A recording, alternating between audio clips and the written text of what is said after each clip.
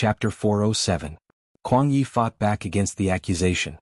He didn't try to explain himself, nor did he try to claim credit for himself. Instead he simply said, "I quit. I don't want to serve you anymore." Zhu Qizhen, who sat on the golden dragon throne, watched all of this in silence. After the Tumu incident, Zhu Qizhen's mind had matured greatly. At least he could see the current situation clearly. Everyone thought that Kuang Ye's behavior had been too excessive and that he had too much power. They wanted to work together to attack him. How could the emperor not know that his subordinates were divided into factions? However, most of them just turned a blind eye to it. After all, only when there was fighting could the emperor's importance be seen. Only then could he find a way to balance things out. In fact, not only the officials but even the emperor, Zhu Qizhen, had received many secret reports from the embroidered uniform guards and the Eastern faction guards. Most of the reports were about who the Minister of War had met, who he had taken down, and who he had recommended. Because war was imminent, there were times when things were urgent. Usually, Kuang Yi would do things first before submitting a memorial to the emperor to explain the whole story. In a state of emergency, there was nothing wrong with doing things like this. However, once the world was at peace, if someone wanted to pursue this matter, it would be easy to catch them. Even as the emperor, Zhu Qizhen also resented Kuang Yi for not reporting his actions. Sometimes he would wonder if this old minister still had him, the emperor, in his eyes. This kind of official should be taught a lesson. If even the emperor thought this way, it was no wonder that Kuang Yi could only choose to retire under the criticism of everyone.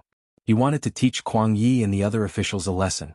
In addition, the Guangdong rebellion had been resolved, and the pressure on the Ministry of War had lessened.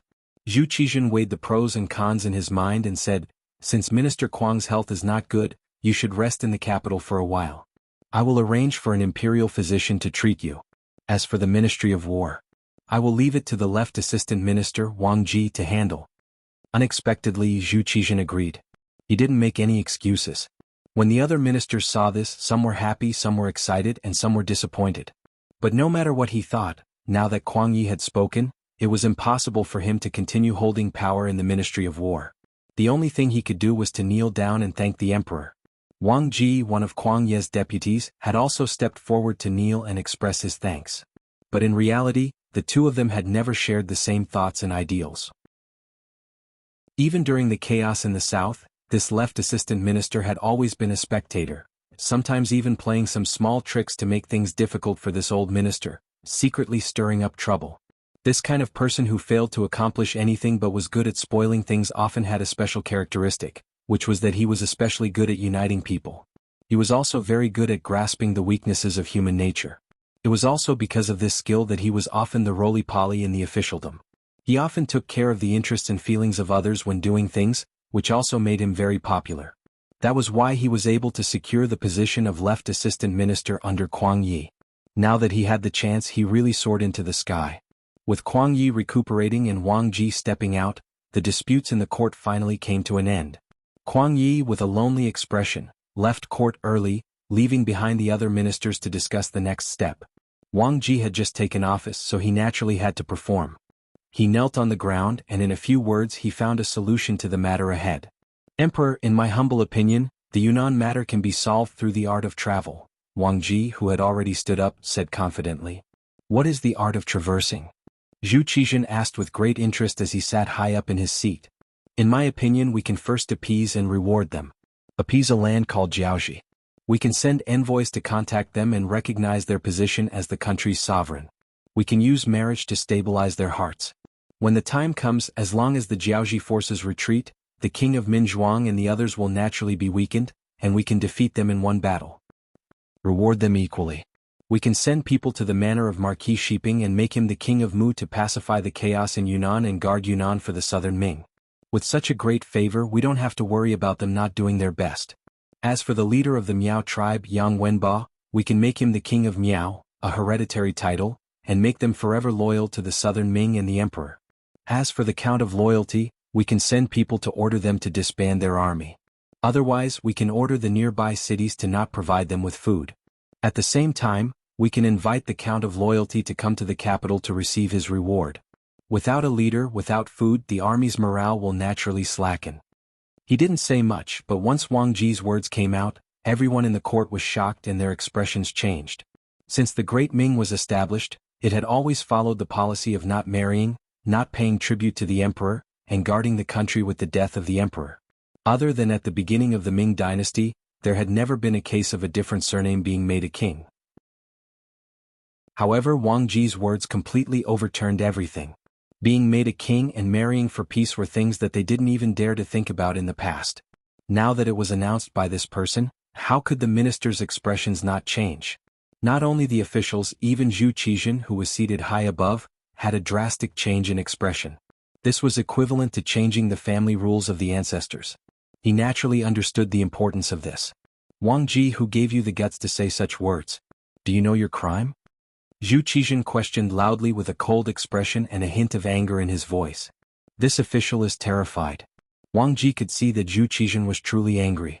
He knelt on the ground with a plop, but his expression didn't change much.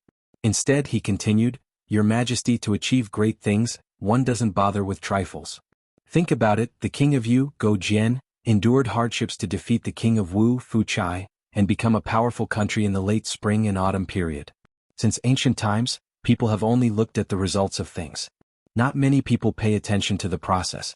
Your Majesty, the matter of Yunnan is becoming more and more serious. If we don't stop it, I'm afraid it will harm the foundation of our southern Ming. Wang Ji's words were harsh to the ear. It was as if everything he did was for the sake of justice. If the emperor didn't allow it, it would be as if the emperor was muddle-headed and incompetent. Wang Ji didn't fear the emperor's might. He continued to do things his own way. On the contrary, it made the ministers sigh with admiration at his loyalty. The Great Ming and the Song dynasty also had a rule of not killing scholar officials or those who spoke out. This was the meaning of the saying, doctors can't be punished. Wang Ji's honest advice had happened in front of everyone's eyes. Even if Zhu Qizhen was furious, he couldn't punish Wang Ji in public. In his anger, he could only loudly say, We are tired. After speaking, Zhu Qizhen turned and left. Chao Jixiang, who was waiting at the side, loudly shouted, Court dismissed, and announced the end of today's court session. The court session was dismissed, but the ministers still gathered in twos and threes as they left the palace. It could be seen that Wang Ji's words today had quite a big impact on these people. Not marrying for peace and not paying tribute were very impressive. However, as an official, they didn't get any practical benefits. This was only the emperor's glory. If they could sacrifice this glory in exchange for world peace, it was probably what many people hoped for. After all, there were very few people who could put the country before their country. Otherwise, there wouldn't be so many traitors in history. There were no secrets in the court session. Kuang Yi, who had just returned home, only sat down to drink a pot of tea when he heard Wang Ji's words in the court. When he heard it, he was furious. He ignored his family's objections and wanted to enter the palace to meet the emperor. However, after the steward who went to inquire about the news came back and said a few words, Kuang Yi fell back into his chair with a plop. He stared blankly ahead and didn't say anything else. Master, we have new news. Wang Ji went to the rear court of the palace. He said that the emperor wants to meet him. Just this piece of news was enough to prove a lot of things. Although Wang Ji's words were very rebellious, not only did the emperor not punish him, he even privately met with him. This could explain a lot of things. In this matter, the emperor was not completely against it. Your Majesty, you are disregarding the laws of your ancestors. Kuang Yi, who had recovered from his shock, suddenly roared at the sky. Then he felt his vision turn black and fainted with a plop. In the palace, Zhu Qizhen met Wang Ji alone. When only Zhu Qizhen, Wang Ji and Chao Jixiang were in the side hall, Ying Zong suddenly roared with a furious expression, Are you trying to checkmate me? How many benefits did they give you? When Zhu Qizhen said these words, his eyes were filled with the desire to kill Wang Ji. This person actually dared to talk about the marriage alliance in front of all the civil and military officials in the court. There was no warning at all. This was checkmating him. Think about it, this news should be spread soon. If he didn't allow it, what would Marquis Shiping think? What would Jiaoji think? What would Yang Wenba think? He could only push them into the arms of King Minzhuang's faction without hesitation. If that was the case, with the current strength of the southern Ming Empire, they had no chance of winning against these three factions. Even if they won this battle with the power of the entire nation, they would still suffer losses of 800 of their own to kill 1,000 of their enemies. At that time, if Baiming suddenly attacked them, what would they use to resist? In the end, it was all because of Yang Qindong. He changed the outcome of the Tummo Rebellion and divided the originally powerful Great Ming Empire into the north and south. Compared to pacifying the chaos in Yunnan, or even defeating Jiaoji and quelling the rebellion, Zhu Qizhen wanted to kill his way back to the capital in the north and reunite the great Ming Empire. This was the great achievement he needed. It was because of this that he wouldn't do his best to pacify the chaos in Yunnan. Wang Ji, who saw this point, stood out and proposed such an idea. Chapter 408. Your Majesty, please calm down. I have been wrongly accused. I have been thinking for the Southern Ming Empire and have not received any benefits from anyone. I only wish that one day Your Majesty can reunite the great Ming Empire and return to its golden age. I believe that in order to achieve this goal, any price is worth it. Once Your Majesty reunifies the great Ming Empire, you can send your army down south. At that time, you can kill whoever you want to kill and destroy whoever you want to destroy in order to restore the great Ming Empire's prestige and prestige. At that time, the history books will definitely be written with a heavy stroke. Long live the great Ming Empire. Wang Ji knew that his words today had touched Ying Zong's bottom line. However, if he wanted to succeed, he had to do so. Kuang Ye's ability was strong, but he still couldn't do anything about the Yunnan matter. Even if the entire Southern Ming Empire mobilized troops everywhere, they could only maintain the current situation. If they wanted to win, how difficult would it be? Wang Ji knew what kind of strength he had. If even Kuang Yi could not do it, how could he do it well?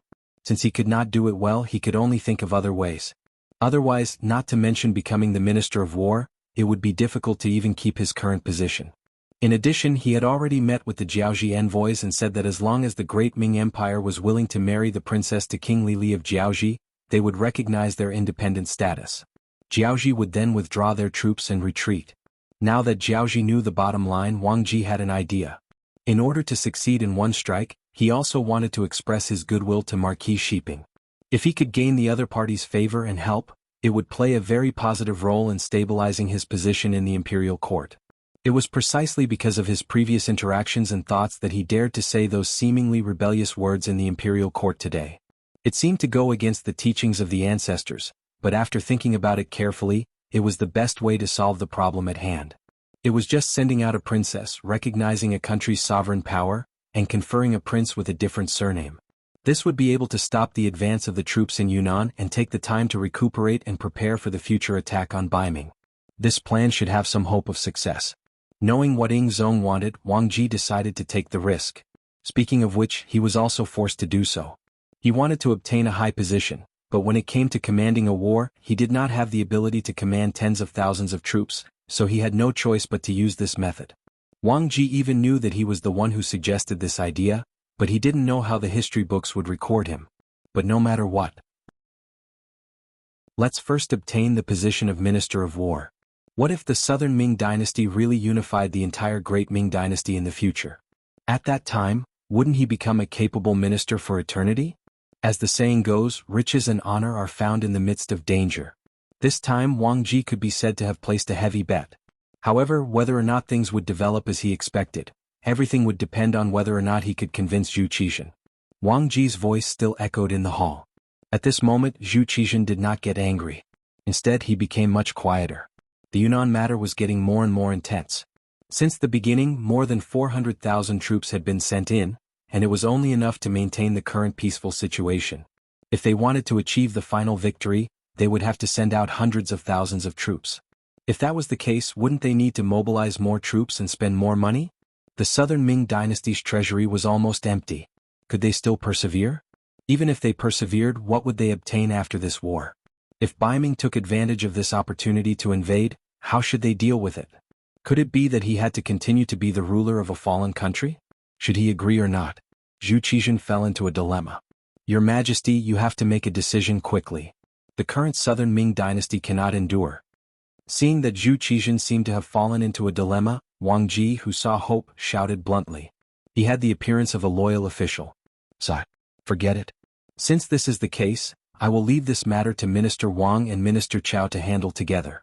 I can agree to their conditions, but they must also guarantee that they will help us deal with King Minzhuang. I want to quickly pacify the chaos in Yunnan." Zhu Qizhen knew that if this continued, it would not be a good thing for the Southern Ming Dynasty. Thinking that there was no better way, he could only agree first. As for what would be recorded in the history books, as long as he recuperated and could truly unify the Great Ming Dynasty, What he did today would naturally become a wise move of enduring humiliation. Your Majesty is wise. Seeing that Zhu Qizhen really agreed, Wang Ji kowtowed 3 times to the ground. He knew that from this moment on, his position should be stable. As long as the matter of Yunnan was resolved, his position as Minister of War would be set in stone. Zhu Qizhen actually agreed to the request of being bestowed the title of king and a marriage alliance. He threw the ancestral teachings to the side. Once the news came out, many officials were in an uproar. Many people had tears streaming down their faces, and their faces were filled with sorrow. They finally recognized the fact that the once powerful Great Ming Dynasty no longer existed. The sudden appearance of being bestowed the title of king and the marriage alliance, as well as the matter of Wang Ji going to Yunnan from Jingdou, caused everyone to overlook Yang Qindong, who was still outside Gaozhou Prefecture. Zhu Qizhen only took back his authority as an imperial envoy, and then had Guanyin and Ma Wei in Wuzhou Prefecture take care of this matter. Guanyin and Ma Wei in Wuzhou Prefecture received the imperial edict. They also learned about some of the things that had happened in Nanjing and Jingdou through some channels. How is that possible? Although Minister Cheng is old, his body is still good. Now that the chaos in Guangdong has been resolved, it is time to focus on resolving the Yunnan matter. How can he be allowed to rest? Guanyin, who received the news, had a face of disbelief, and his voice was filled with anger. Ma Wei stood to the side and watched all of this happen. However, he did not say anything. In terms of rank, Ma Wei was a level 3 official, far higher than Guanyin, who was only a level 5 official. Previously, he respected Guanyin because he was the trusted aide of Kuang Yi, the Minister of War. In addition, Guanyin controlled the evaluation of low-level officials and could have a say in his career.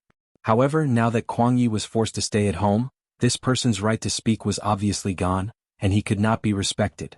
This could be seen from the fact that the imperial edict did not reward Guanyin after the chaos in Guangdong had been resolved.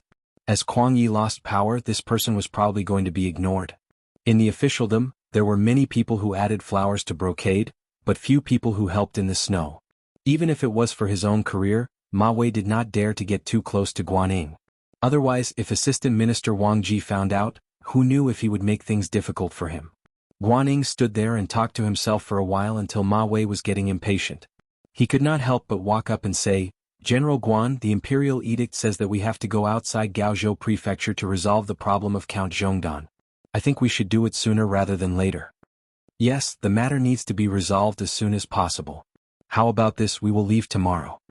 Guanyin felt Ma Wei's attitude towards him. If it was not for the matter of Yang Qindong that had not been resolved, he would have already distanced himself from him. However, he himself also wanted to resolve this matter quickly and then go to the capital to see his teacher Kuang Yi. On this point, the two had the same request. Very well, then I will go back and prepare. He was afraid that Guanyin would not go with him. If that was the case, he would not have the confidence to face Yang Qindong alone. With Guanyin it would be fine. If the matter was successful, he would naturally have to take credit for it. If the matter was not successful, then he could just push all the blame onto him. This was the result that Wang Ji wanted to see. How could Guanyin not see Ma Wei's change of heart and thoughts? To be able to become the person that Kuang Yi valued and nurtured, how could he not have some ability? He was also scheming against Ma Wei. These two people who were not of the same mind worked together to complete a task, causing the matter itself to be filled with complexity and uncertainty. Not to mention the person they were facing this time was Yang Qindong. This person was extremely outstanding in all aspects. Before the matter even started, it was already destined that they would not be able to gain any benefits. The matter that happened in the capital was quickly transmitted to Yang Qindong through the Security Bureau. In the largest military tent outside of Gaozhou Prefecture, the first thing Yang Qindong did after receiving the news was to arrange for his subordinates to buy food. In the process of eliminating the Huang bandits, almost all the spoils of war were obtained by Lung Feng. The total amount was close to 10 million taels of silver. With this amount of money, it was more than enough to buy some vegetables and meat from the surrounding big families. Furthermore, the Chang clan and a few other merchants from the south who were cooperating with the Heavens Beyond Trading Company would also send food over. With these, it would not be a problem to feed the 8,000 people. Since Ying Zong wanted to get rid of the donkey after it had outlived its usefulness, then he would play with these people. There were no problems with food, shelter, and transportation. Lung Feng took this opportunity to begin intense training. The main subject of this training was jungle warfare. Because of this, the few barren mountains below Gaozhou Prefecture became a restricted area. Yang Qindong and his men spent 4 days to arrange everything and choose the training area and method. At this time, Guan Ying and Ma Wei had already arrived at Gaozhou Prefecture. The two of them brought about 100 personal guards. When they appeared, they did not immediately visit Yang Qindong. Instead, they first went to Gaozhou Prefecture and found the Shao Prefecture General Yu Guang, who was temporarily in charge of the matters here. When the two of them arrived, they did not immediately visit him. This already showed their attitude. Perhaps they wanted to use this method to tell Yang Qindong that he was no longer an imperial envoy. When he did things, he had to have some sense of propriety. Don't fall out with them, it wouldn't look good for anyone. Chapter 409. These ungrateful wretches. When they use people, their eyes look forward, but when they don't use people, their faces look backward, Tiger's Mane said angrily. Tiger's Mane is right. They don't need to pay attention to such people, Beta Persei also said in a low voice. He was really afraid that if he spoke too loudly, it would startle the young master. Last time, the young master had said that if he were to speak loudly again, he would be sent to the front lines to fight on the battlefield. Beta Persei was naturally not afraid of going to the battlefield, but he was unwilling to leave Yang Qindong's side no matter what. Yang Qindong looked at Beta Persei, who had deliberately lowered his voice, and couldn't help but smile. Well, Beta Persei, you're doing well. But isn't it very tiring to speak like this? Young master, it's not tiring at all. As long as I can be by the young master's side, this is nothing. Beta Persei chuckled, not showing the slightest bit of reluctance. Alright, stop pretending. I know it's hard for you to speak softly, so the young master found a job for you. You can speak loudly, and the louder you are, the better. What do you think? Yang Qindong smiled and gave Beta Persei an order. After hearing the whole plan, Beta Persei chuckled. Young master, don't worry. I promise to do this well and let them know what the real lion's roar is. Very good. Yang Qindong patted Beta Persei's shoulder in satisfaction, then said to Tiger's Mane, call the first and second guard squads here. The young master needs to arrange the work. This time, we want to be the imaginary enemy of the entire cold front and auxiliary soldiers. We want to teach those rookies a lesson by fighting against a few thousand. Yes. When Tiger's Mane heard that there was going to be a battle, even though it looked like a drill, the thought of a few dozen against a few thousand made him excited. He immediately agreed happily and turned around to call for reinforcements. Beta Persei looked aggrieved. Young master, I want to follow you too. Forget it. Don't you have more important things to do? Besides, it's better for you to stay away from military exercises. Have you forgotten that during the last exercise I asked you to fake a fight and show mercy to your brothers, but you injured one of them with a slap? You were too heavy-handed. Yang Qindong brought up the past. Beta Persei was very strong due to his tall stature. Even if he held back, a slap was far from what an ordinary person could withstand. Young master, I'll use 30% of my strength this time. Beta Persei still wanted to fight for a chance. Okay, you can go if you want. Get things done first. When they stop bothering this young master, you can come to the forest to find us. Yang Qindong had given Yang a glimmer of hope, but in return Yang had a bitter expression. Perhaps Yang also knew that what he was about to do was a protracted battle, and it wasn't something that could be easily accomplished. Tiger's Mane quickly conveyed Yang Qindong's message. The first and second guard teams, a total of 40 people, plus 20 people from the Wolf Fang Special Forces and 20 people from the Ghost Sniper team gathered in front of Yang Qindong. Jungle warfare was like a hunting war. In addition to some pursuit and interception, the most important thing was to hide. For a jungle veteran, the jungle was like having a logistics base. Sometimes, a jungle veteran could kill some inexperienced soldiers with traps and take away their weapons. There was an endless supply of edible plants and animals in the jungle.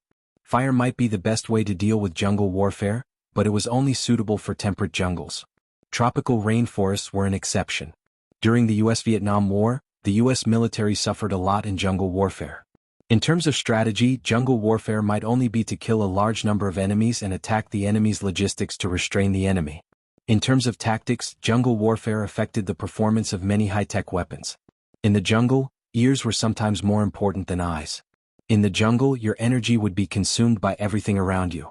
Among them, the best tactics were to ambush or wait for the right opportunity.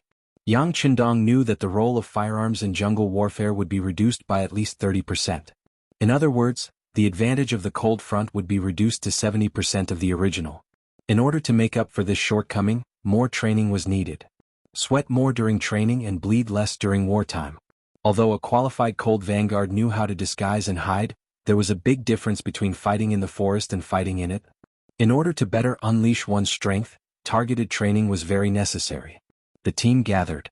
Before they left, Yang Qindong first told his wife Hu Yin and third wife, Lady Shui, that he would be away for a few days. If needed, he would come back at any time. Then he called Yang San and arranged a few things for him. Nan Ming wanted to lower their heads to the various powers in Yunnan. This was not something he would allow. If that happened, it would be the same as interrupting his plan.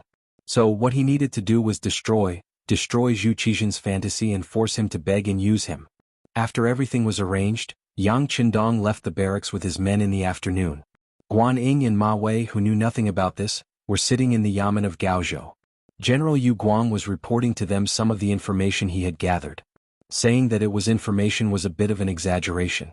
He was just stating some facts. General Guan, ever since the mercenary army came to Gaozhou, they didn't have any intention of entering the city. They only set up camp 10 li away from the south of the city. The area 5 li away from their camp has been designated as a restricted military zone. Our men tried to enter a few times to investigate but were beaten back. General Yu Guang lowered his head when he said this. He was obviously ashamed of his men's incompetence. Wait, what did you just say? Beaten back? They really dared to do it? When Ma Wei heard this, a trace of fear flashed across his face. He obviously didn't expect this situation. Yes, they were beaten back. It's just that they knew their limits. The men they sent only suffered superficial injuries. They'll be fine after a few days of rest. Yu Guang nodded and admitted. How dare they? Where do they think they are? This is the territory of our southern Ming dynasty. Every blade of grass and every tree here belongs to us. They actually dared to touch our people in our territory. They are truly audacious. General Yu, didn't you think of retaliating? Ma Wei said angrily. He was the commander of the Guangdong Guards. In principle, once a war broke out in Guangdong, he was the leader of the army and had the authority to command any guards under him. The mercenary army beat up the Ming army here. That was equivalent to slapping his face. They didn't give him any face. How could he not be angry? Retaliate? Yu Guang raised his head when he heard this, then shook it violently. Our brothers can't beat those mercenaries. Yu Guanghui said this because he had worked with these people before. Thinking back to when they were on good terms, he had worked with Wu Sheng's 1st Battalion of the Cold Front. He had personally witnessed their powerful military strength, especially the firearms in their hands that could fire consecutively and were incomparably accurate. The power of those firearms shocked him even more.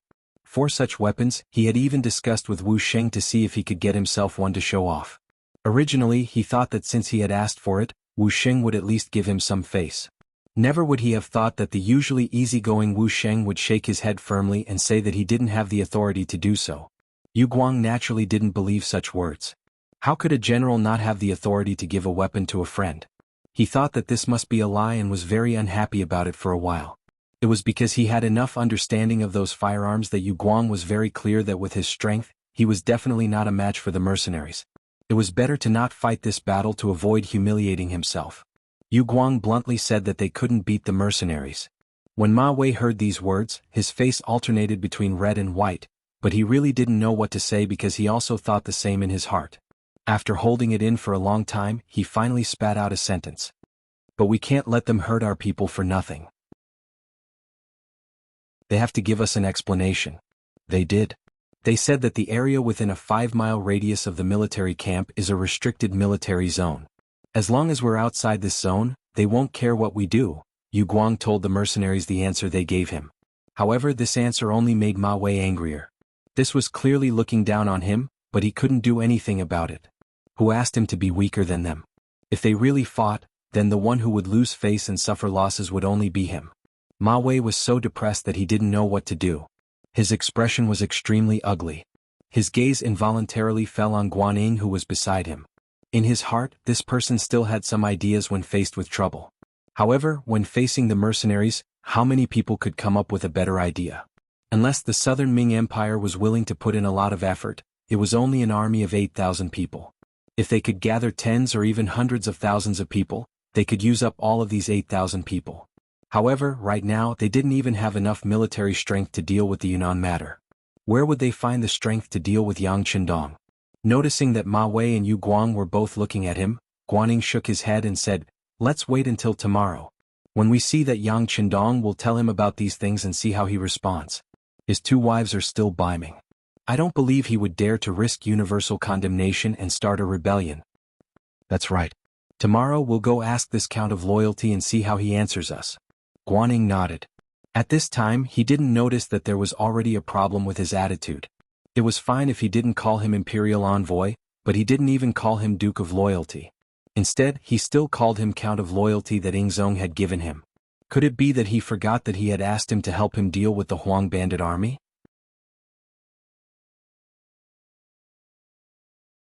Chapter 410. This was the weakness of human nature. Oftentimes, people would only remember how good they were to others. Oftentimes, the good that others had done to them would be thrown out of their minds. The night passed quickly, and some things happened that outsiders didn't know about. For example, Yang Qindong led less than 100 of the best and made preparations in the nearby forest. At dawn, Commander Wu Sheng of the Cold Front Battalion led 400 men, 1 auxiliary battalion, and 2 temporary auxiliary battalions towards the mountains. Their goal was to find the 6th young master there and surround him to complete the assessment. Guan Ying, Ma Wei, and General Yu Guang, who were oblivious to all of this, took their 200 personal guards and headed towards the mercenary camp after eating breakfast early in the morning. As if they were already aware of their arrival, no one stopped them on the way. When they arrived at the camp, the tall Beta Persei appeared. "What are you doing here? Are you here to see our young master's ugliness?" Beta Persei stood in front of Guanning and the others, and then spoke in a voice that was close to a roar. This sudden shout caused the 3 generals who were still riding on their horses to tremble violently. At this moment, not only did they feel their eardrums ringing, even the horses they were riding on were completely shocked at this moment. They kept kicking their hind legs, causing the 3 generals to almost fall off their horses. With great difficulty, Ma Wei forcefully restrained the horse. With a stern face he said to Yang Er, "What are you doing? Why are you speaking so loudly?" "How am I speaking loudly? This is how I speak. If you don't want to listen, then please leave. I don't think anyone invited you here." His voice was raised by an octave. After another round of provocation, the warhorse finally couldn't hold back and began to jump. Because of a moment of carelessness, General Yu Guang was thrown off the horse. Guan Ying and Ma Wei saw that the situation wasn't good.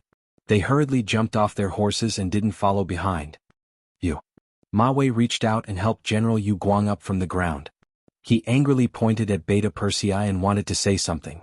However, Guanning stopped his actions and said in a respectful tone, "You're the young brothers, right?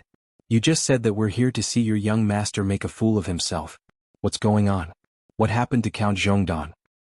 "My family's young master has been sick for several days. His body is very weak and his face is very pale. Didn't you come to see the young master now because you want to see the young master's ugly state? Let me tell you that's impossible. My young master is wise and mighty. He won't let you see his bad side. Also, my family's young master is the Duke of Zhongdan, not the Count of Zhongdan as you said.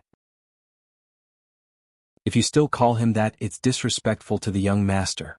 If that's the case, don't blame me for being rude to you." As soon as Yang Er finished his roar, a row of Cold Front soldiers began to move towards them. Further away there were more cold warriors glaring at them. It seemed that as long as Beta Persei casually shouted, these people would immediately attack and teach them how to behave. The shouting was soul-stirring and the situation was so unforgiving. Guan Ying, Ma Wei and the others, who were completely suppressed, knew that it was impossible to see Yang Qindong today and denounce him. They were not prepared. They thought that with their status, Yang Qindong would not dare to do anything openly. But now they couldn't even see the person in question. Even if they had reason, it was useless. A wise man knows better than to fight when the odds are against him. Guanning asked, "Brother Beta Persei, when will your family's young master recover?" "Don't ask me about this. I'm not a doctor. Why don't you come back in a few days? Maybe when the young master recovers he can see you." Beta Persei saw that Guanning was being polite, so he also said politely, but his voice was still as loud as before. When Guanning and the others heard it, they couldn't help but frown. They couldn't force their way in and they couldn't see the person, so there was no use in staying here. With no other choice, Guanning and Ma Wei looked at each other and decided to leave first. After a few days, when Yang Qindong's body was better, they would come back to visit. Guanning, Ma Wei and the others were about to leave. Lung Feng didn't make things difficult for them, but only watched them leave. Not long after, as soon as the three of them entered the city gates of Gaozhou, a trusted soldier came to report that the embroidered uniform guard had arrived. The embroidered uniform guard had arrived. The one who came was Commander Wei Guang, a fourth-rank official. This fourth-rank official was extremely high. Even in front of Ma Wei, who was a third-rank official, it was still slightly higher. The four of them met in a secret room in the back courtyard of the magistrate's office. It could be seen that the matter they were talking about was extremely confidential, and not to be known to outsiders. As soon as the four of them met, Wei Guang found the main seat and sat down. Guan Ying was a little unhappy about this, but even Ma Wei, who was of a higher rank than him, didn't say anything, so he simply kept his mouth shut. He wanted to hear what this high-ranking official of the embroidered uniform guard had to say. "Have you seen Yang Qindong?" After the four of them sat down, Wei Guang asked first. No. The one who answered him was General Yu Guang. He probably knew that his position wasn't very high, and was only a general of a magistrate. At this time, it was most appropriate for him to answer Wei Guang's question. His servant said that he was sick. Sick. After hearing this, Wei Guang's eyes couldn't help but light up, as if he had thought of something. He said that he was sick and said that he was very miserable, as if he couldn't even get out of bed. But from this general's point of view, this seems to be half-hearted. At this time Ma Wei opened his mouth, his face full of displeasure. Obviously he felt that today's trip was somewhat embarrassing. Unexpectedly, after he finished speaking, Wei Guang, who was sitting there, actually nodded his head lightly. Perhaps his illness is true. But it shouldn't be illness, and it could be poison. Poison? Suddenly hearing this, Ma Wei, Guan Ying and Yu Guang's eyes couldn't help but light up, then darken. Obviously they thought of a certain possibility. Yes, we received news that someone had assassinated Yang Qindong, and they even used poison. It's just that there hasn't been any concrete reports. Looking at it now, it is very likely to be true. Alright, General Yu Guang, you've been here for the longest time. May I ask if you've seen Yang Qindong when the mercenaries arrived? Wei Guang nodded as he voiced his guess. Then he asked Yu Guang. No. I have seen some of the other mercenary generals, but this Yang Qindong, I really haven't seen him once. After thinking for a while, Yu Guang suddenly slapped his thigh and said, "Ah, that makes sense. It seems that he is very likely poisoned. And the reason why the army stopped here and didn't leave is to let him treat his illness. We can't even rule out another possibility, which is that something has happened to him, but he didn't tell the outside world." Wei Guang smiled and nodded his head. This time, he had come under Menda's secret order to check on Yang Qindong's situation. Su Maner's sudden disappearance made Menda suspect that she had already made her move, and then was silenced by Yang Qindong in a fit of anger. But in the end, everything was just a guess. This time he sent Wei Guang to get a clear answer. Wei Guang had seen Su Maner before and naturally knew of her beauty. He believed that if it were him, he wouldn't have the slightest bit of defense against such a beautiful woman. Therefore he judged others by himself and thought that Yang Qindong might have fallen into a trap. That was why when he heard Ma Wei and the others say that they didn't see the main culprit and that the other party said that he was sick, he made such a guess. At this moment, even Yang Qindong probably didn't expect that he didn't come here because the other party's position was too low and not worth meeting. He didn't think that it would become the main basis for guessing that something had happened to him. The basis for guessing that something had happened to Yang Qindong was Su Maner's disappearance. As for whether this woman would stop halfway, Menda didn't even think about it. A woman who lived only for the sake of her family, once she saw a little hope, how could she stop? If Yang Qindong is really poisoned, this is our chance. After Guan Ying heard Wei Guang's seemingly determined tone, he suddenly had a feeling that his eyes lit up. Could this headless mercenary army be of use to him? Guan Ying wasn't the only one who thought of this. Ma Wei's eyes also lit up. If these mercenaries could be used by him, then the safety of Guangdong would have more protection. As the commander of the Guangdong guards, he would have more confidence in doing things. There is a chance, but we can't make a move on the mercenaries. Wei Guang seemed to have thought of something. After all, the embroidered uniform guards had a wide source of information and knew a lot of information that ordinary people didn't know. We won't make a move on the mercenaries. Didn't they recruit over 4,000 people from the Huang bandit army? We only need them. Guan Ying naturally knew how terrifying the mercenaries were. He also knew that the mercenaries in front of him weren't all of them. As for how powerful the entire mercenary army was, it was only a guess based on his imagination. The embroidered uniform guards had secretly sent people out to sea before, but without exception there was no news. Since they didn't know how powerful Lung Feng was, it was best not to provoke him and not to make an enemy out of him. However, it didn't matter. Those things had nothing to do with him. He only needed to do the things in front of him well. That was to recruit these people who joined the mercenary army later on for his own use. Ever since he saw the glory of the mercenary army on the battlefield, Guanyin wanted to build an army like this. This way the overall strength of the South Ming army would increase by more than one level. With the addition of these people, his wish might come true sooner.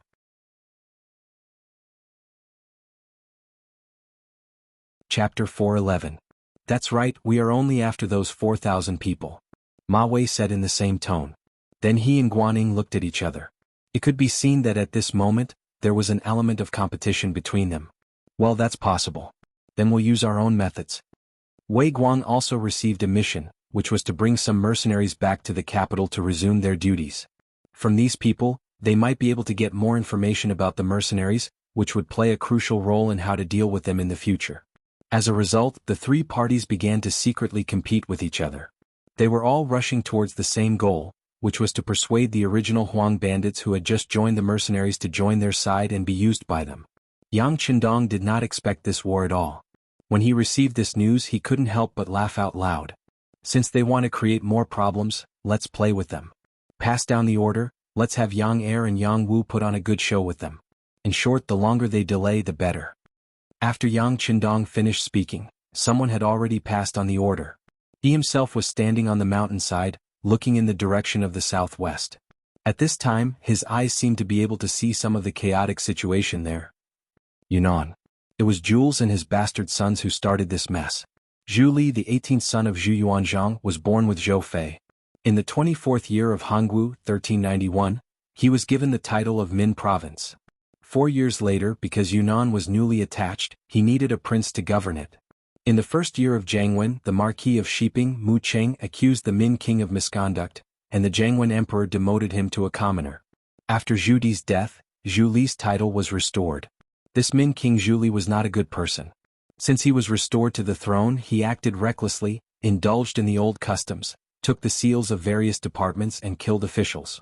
After Zhu Di found out, he took away his vassal king's seal and then cut off his guards. Later, perhaps because Zhu Di cared for his younger brother, he returned the seal to him. After Ming Renzong ascended the throne, he moved Zhu Yi to Huguang Wugang and lived there. A long time later, a mansion was built for him. At that time he was almost 50 years old. Zhu Yi was very bad and so were his sons. Especially the son of a concubine, Prince of Guangdong Zhu Huili and Prince of Yangzhong Zhu Huili, in order to compete for the property of the Prince of Min's mansion. They had already quarreled with their elder brother, Prince of Jinnan Zhu Huili. The reason was that Zhu Huiliang and Zhu Huiliang's mother, Su, didn't have a high status. She was afraid that her two sons would be in a disadvantageous position when dividing the family property.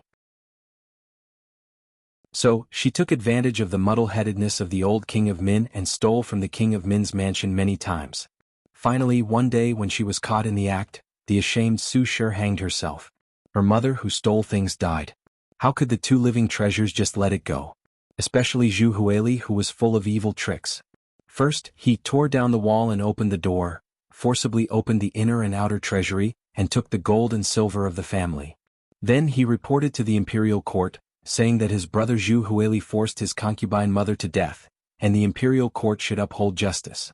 After Ming Yingzong heard about it, he sent the prince consort and the imperial censor to investigate. They found that it was not like what Zhu Huili said. Then he sent an imperial edict to warn Zhu Yi and his son, "If you violate the rules, I dare not do it." After that, the Prince of Min's mansion was quiet for a while. But then the outbreak of the Tumu castle broke this silence. Because Ming Yingzong's army was defeated and retreated back to Nanjing to establish the southern Ming dynasty, Zhu Qiu took over the throne and became the emperor of Baiming. The big and powerful Ming dynasty was divided into north and south, and its strength was greatly reduced. Almost at this time the old king of Min Zhu Yi died. Jinan Zhu Huili became the second king of Min, also called king of Min Zhuang. In history the brothers were incompatible with each other. After Zhu Huili became the new king of Min Zhuang, the conflicts between them began to escalate. But because of the appearance of Yang Qindong, everything changed. Since Zhu Qizhen and Zhu Qiyu could separate and become the north and south emperors, why couldn't they? Did they have to be entangled with the issue of king of Min? Not to mention that the two brothers originally had titles, namely Guangdong King Zhu Huili and Yangzhong King Zhu Huili. Among the three of them, Zhu Huili was the quickest to react. Just when his elder brother Zhu Huili inherited the throne, he and his younger brother Yangzhong King Zhu Huili came to congratulate him, which made his elder brother and the guards in the family very nervous. But when there were no outsiders, Zhu Huili and his younger brother Zhu Huili told their thoughts to their elder brother Zhu Huili, and the new king of Min was tempted. Since the Ming dynasty could be divided into north and south, why couldn't they divide another one? As long as the three brothers were united, what couldn't they do? After all, the land that could be ruled by the king of Min was still small. If they could fight for it, how big would the world be? Kings, nobles, generals and ministers were all noble. Not to mention that the blood of the Zhu family originally flowed in their bodies, which was the bloodline of the royal family. Just like that, the three ambitious brothers began to work together and secretly made preparations. They wanted to take advantage of the time when Yingzong's influence in the south was not completely stabilized to make their move. When the ancient people started a rebellion, they needed a reason. For example, Liu Bang, the ancestor of the Han dynasty, killed the White Snake and Emperor Xian. There was a servant in Guangdong King Zhu Huili's house called Duan Yuhong. His father, Duan Hongshan, was a person who knew magic. He was recommended to come here and introduced to Yu Libin, who was good at physiognomy. After planning, Yu Libin appeared as a guest at a large banquet held by King of Min. When he saw the new king of Min Zhuang Zhu Huili, he said with a shocked look, "The king's physiognomy is really rare in the world. As long as you have the heart to fight for it, you can succeed. The time should be last year. It can't be later than May or June this year. You can directly send troops to the east to Nanjing and you can ascend the throne." When Yu Libin was talking outside the hall, some guards holding swords walked in and stood on both sides. They looked like they were ready to fight, forcing the guest to make a statement. Two brothers, Guangdong King Zhu Huili and Yangzhong King Zhu Huili, took the lead and bowed, saying that they would support their elder brother. This made the other guests have no choice but to make a statement. One by one they knelt down and shouted. Since the Ming dynasty's Yongle and Xuande feudal lords removed the feudal lords only had a few guards. How could they have a large army? However, this was not a problem for the three brothers. They asked people to use gold to make a treasure of the king, silver ornament Lingwu Marquis, Qingwu Marquis seal too, changed to Yuan Xuanwu. They also imitated the emperor's method and made many imperial edicts. Then they asked their subordinates, Duan Yuhong, Meng Neng, Chen Tianzai and the others to use the seal coins and other things. Confer the title of Lingwu Marquis to Yang Wenba, the title of Lingwu Marquis to Qianzhai Miao Jinlong, and the title of Qingwu Marquis to Qingwu Marquis. At the same time they sent people to contact the old king of Jiaoji, Li Li, and promised them great benefits. In history, Yang Wenba and the others were very clear-headed. When they saw the so-called imperial edicts from the Guangdong brothers, they did not take it seriously, let alone send troops for them. However, in this life the Ming dynasty was divided into north and south. The power and strength of the imperial court were greatly reduced. In addition, this time the three brothers worked together.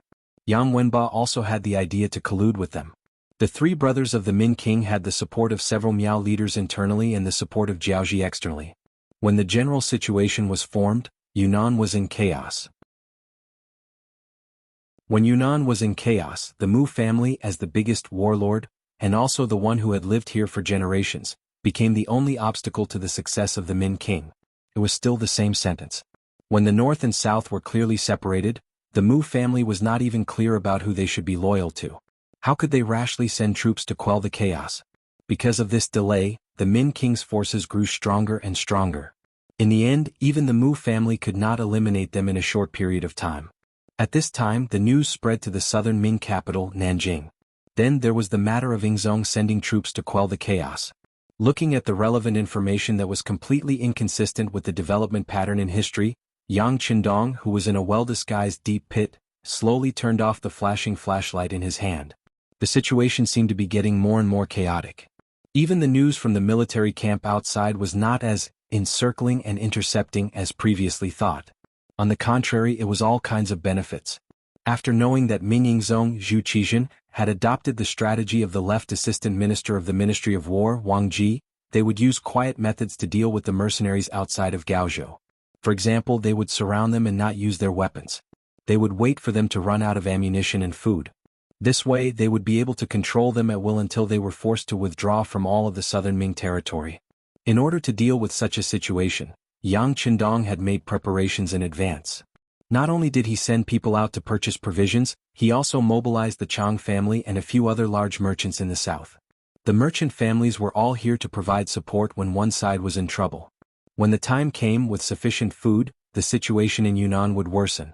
When Wang Ji's enlistment strategy completely failed, it would be time for him to return to the stage of history and show his strength.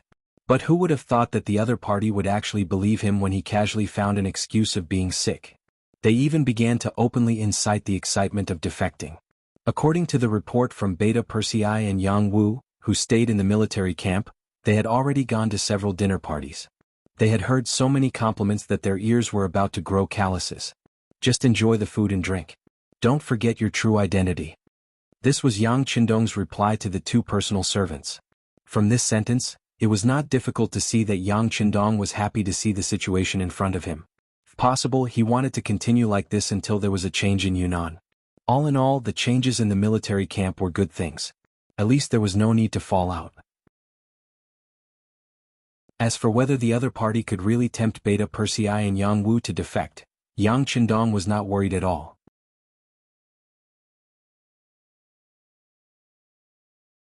Chapter 412. Both of them had been to Crimson City and had witnessed Yang Xie's strength. They had been his personal retainers for such a long time.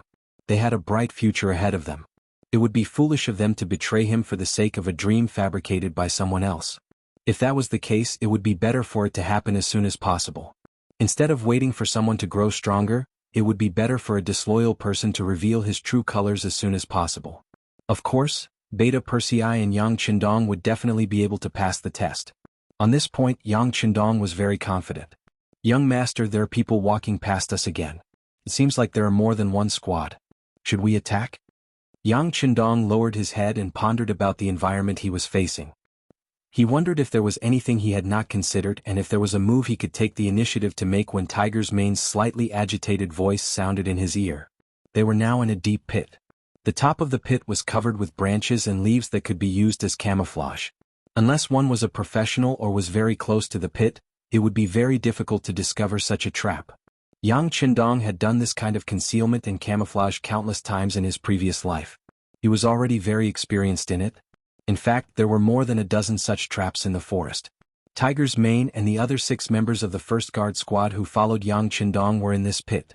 They were here to deal with the members of the Cold Vanguard team who passed by and eliminate them one by one. Yang Qindong's lips curled into a smile when he heard that someone had come to his pit. Good. We must eat the fat meat that is in our mouth. We must let the members of the Cold Vanguard know that the slightest bit of carelessness can cost them their lives, especially in the forest where the environment is constantly changing.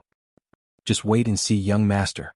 After receiving the order to attack, Tiger's man's eyes flashed with excitement. Even though the bottom of the pit was pitch black, one could still see his eager expression. Not long after, a slight muffled groan came from outside the pit. Obviously, a one-sided slaughter was going on. Marquis Shiping's residence. Reflected in front of him were 2 giant stone lions that were 4 meters tall. It was said that the most famous craftsmen in the country were invited to build them when the mansion was founded. After everything was over, the stone lion's eyes faintly emitted a deep light that could shake one's soul. Between the 2 stone lions, there was a tall and solemn door painted red. The door was inlaid with 7 horizontal lines and 7 vertical lines. There were a total of 49 white door nails, indicating the identity of the owner of the mansion. When he pushed open the heavy door and stepped into the courtyard, not only was it spacious, but the decorations were also exquisite and gorgeous. It could be said to be richly ornamented and splendid. It was even more luxurious than some of the great Ming Dynasty's Zhou family residences. This was the Mu residence of the Marquis of Shiping. It originated from Zhu Yuanzhang's adopted son Mu Ying. Because of his bravery in battle, he repeatedly made contributions.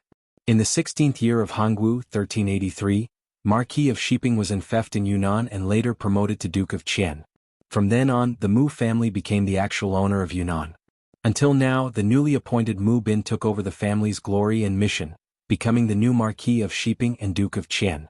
However, compared to the previous Marquis of Shiping, Mu Bin not only encountered more problems, but they were also very big. For example, the current chaos caused him to be unable to sleep at night, and his food was tasteless. The reason was the two imperial edicts, one in the open and one in the dark. Needless to say, it was the imperial edict from the southern Ming dynasty's Zhu Qizhen, asking him to quell the chaos in Yunnan. The hidden edict was referring to the Beiming Emperor Zhu Qiu. The meaning of the secret edict was for him to recognize the situation and return to the great Ming dynasty's embrace as soon as possible. As for the Yunnan matter, he could watch with folded arms. When the chaos affected the retired emperor's foundation of governance, he could work together with Beiming to pacify the world. Since the great Ming dynasty was divided into two, Mu Bin was in a difficult position. He didn't know who to listen to. As the Mu family who had protected the Zhu family for generations, they had never had any thoughts of rebellion. This was the case from the earliest Muing. Even now, Mu Bin still had the same idea. However, the matter of two emperors in one country was really difficult for him. Moreover, from his point of view, it seemed that every one of them was orthodox and every one of them was not. Zhu Qizhen was originally the emperor of the great Ming dynasty. Although news of him was lost due to a crushing defeat on the battlefield, his identity as the emperor had always existed. It was not an exaggeration to say that it was orthodox. Zhu Qiu was appointed in the face of danger. After there was no news of the emperor of the great Ming dynasty, he succeeded as the emperor and played a very positive role in calming the hearts of the officials and the people. Moreover, he ascended the throne in the northern capital. There were ceremonies and laws. It could be said that it was orthodox. However, it was not. When Zhu Qizhen returned after his defeat, he should have gone directly to the capital.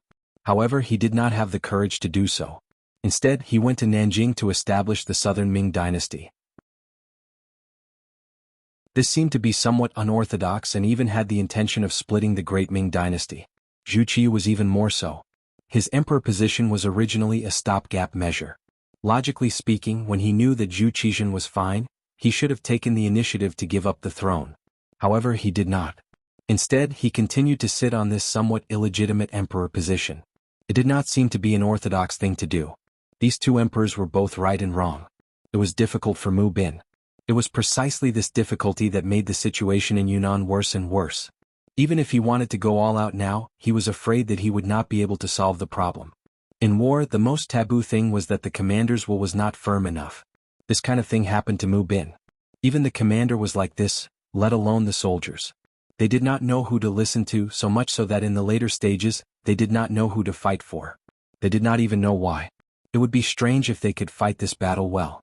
Even Mu Bin could not believe it. Because his will was always wavering and his will was not firm enough on the battlefield, the enemy took advantage of the loophole. Now that things had reached this stage, he could only stay in a corner and wait for changes. It was at this time that Ing Zong's special envoy arrived. It was Wang Ji, the left assistant minister who acted as the minister of war. According to his suggestion to Ing Zong, he was now splitting his troops into three ways to solve the problem. The first way was to form a marriage alliance with Jiaoji. The second way was for the Mu clan to be crowned as king. The third way was to bribe the Miao clan army with a large sum of money. The first way was long and the third way was full of danger. In the end, Wang Ji himself chose the safe and dignified second way, which was to come to the Mu clan and act as a lobbyist. In exchange for Mu Bin's position as king, the Mu clan would send troops to quell the chaos in Yunnan. Mu Bin naturally did not dare to neglect Wang Ji's arrival. Although he had a large number of troops in his hands and had a high influence in Yunnan, he had to be careful. The reason why the Mu clan could continue to this day and hold military power without being suspected by others was because they were cautious and careful. Usually, if a random fifth-rank official of the imperial court came to the Mu clan, he would personally receive him, not to mention a third-rank official who was very likely to become a second-rank minister. In the Mu clan's main hall, the handsome Mu Bin saw Wang Ji, who was wearing a second-rank official's robe and had a humble appearance. The two sides first greeted each other politely, then they sat down and looked at each other face to face. Wang Ji was still a little unfamiliar with Mu Bin.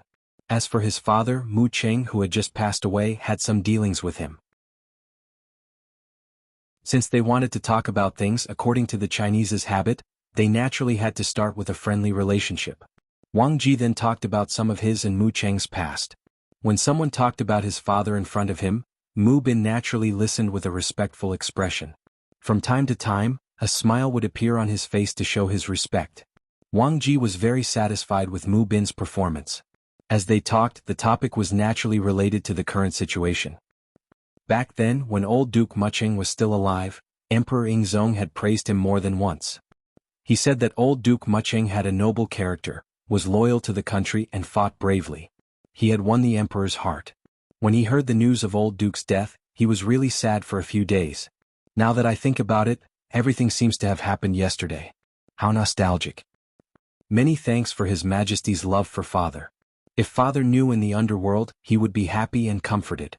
Mu Bin stood up and cupped his fists toward the south to show his respect. Mu Marquis is too polite. Not only is His Majesty very respectful to old Duke, but he also values Mu Marquis very much. He has told this subject more than once that although Mu Marquis is young, you do have the demeanor of old Duke. Moreover, you are young and strong, so you should be able to create more achievements comparable to your ancestors. It is because of this that His Majesty has decided to abolish the policy of not being able to confer the title of king. Mu Bin, please accept the imperial edict. As he spoke, Wang Ji's expression became extremely solemn. In the end, he even took the initiative to stand up. Unknowingly, a golden imperial edict with a dragon pattern on the back appeared in his hand. This subject, Mu Bin, accepts the imperial edict. In the face of the imperial edict, whether it was from Ying Zong or Dai Zong, Mu Bin had no reason to object. All he could do was kneel and accept the title. By the will of heaven, His Majesty, the imperial edict says, Marquis Mu Bin of Shiping is young and promising, loyal to his country, and has outstanding military achievements.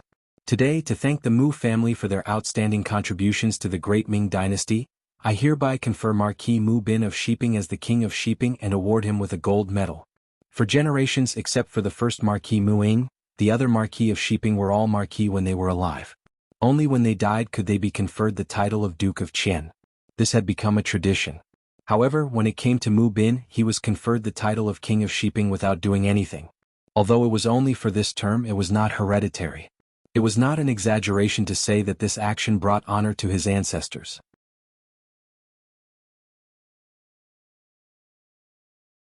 Chapter 413. Mu Bin's face was filled with excitement when he heard the imperial edict. He knelt on the ground with his hands flat and shouted, "Long live the emperor! King of Shiping, please get up." After reading the imperial edict, Wang Ji put on a more enthusiastic expression and carefully helped Mu Bin, who was kneeling on the ground. "Thank you, Lord Wang," Mu Bin said carefully. "You're too polite, King of Shiping. You'll be the first king of Great Ming Dynasty with a different surname. I'm afraid I'll need your help in many areas in the future," Wang Ji said deliberately. At the same time, he was also trying to be friendly. Mu Bin had the idea that one more friend meant one more path. Besides, he had to have an important official that he was on good terms with in Jingdo. Only then could information flow smoothly and make better and more correct decisions on certain matters. Now that he felt Wang Ji's enthusiasm, he replied politely, "You're too polite, Lord Wang. In fact, Marquis. I've always respected you, Lord Wang." Changing the title from Marquis to King meant that Mu Bin had accepted the title. Wang Ji, who was reading the imperial edict, could not help but heave a sigh of relief. He was worried that Mu Bin would not accept the imperial edict. If that was the case, it would be even more difficult to count on him to help in the Yunnan matter. Fortunately, Mu Bin accepted the edict gladly. Then everything could be discussed. Well said, well said. We'll help each other in the future. Ah. Wang Ji smiled and took the opportunity to grab Mu Bin's arm. Then the two of them looked at each other and smiled. Then they burst out laughing. Their relationship became much closer in an instant with this smile. When they talked later, they had fewer scruples. Taking this opportunity, Wang Ji finally told Mu Bin about his edict, including some analysis of Mu Bin's situation. "King of Shiping, to tell you the truth, I'm the one who proposed to be conferred the title of king. The reason why I did this is because you didn't show much enthusiasm in the matter of Yunnan, which has already disappointed His Majesty." Wang Ji spoke in a sincere and heartfelt manner. He even intentionally sighed. "Ah, things aren't like that. I do have some misgivings about the Yunnan matter, but overall I still did my best." When Mu Bin heard that his actions had caused Ying Zong to be dissatisfied, his face was filled with fear as he tried to explain himself. Looking at Mu Bin's reaction, Wang Ji laughed in his heart. As expected, Mu Bin had his concerns. However, on the surface he still analyzed the situation seriously. "King of Shiping, you don't have to say much. I can guess what you're worried about and who's behind it. Forgive me for saying something disrespectful, but you've made the wrong choice." "Wrong?" Mu Bin asked doubtfully. "Wrong? You are indeed wrong." Wang Ji nodded heavily. "Ying Zong has always been on the throne, and the one in the north is just borrowing the power of others to rise to power. However, in terms of methods and strength, although the age difference is not that big, the actual difference is too great. For example, there were many old officials in the north who were still contacting the emperor, expressing that they had no choice but to lower their heads due to the circumstances. Once the emperor could lead the army to the north one day, they would definitely support each other from afar to show their loyalty. The emperor has been preparing for this. If it weren't for the chaos in Yunnan and Guangdong, this matter would have been done by now. Is there such a thing? Mu Bin said as if this was the first time he heard about it. Of course there is. To tell you the truth, those people who are secretly contacting the emperor are all people with great power and military power. If it's possible, I'm afraid that once the emperor starts a rebellion, the one in the north will be captured without putting up a fight.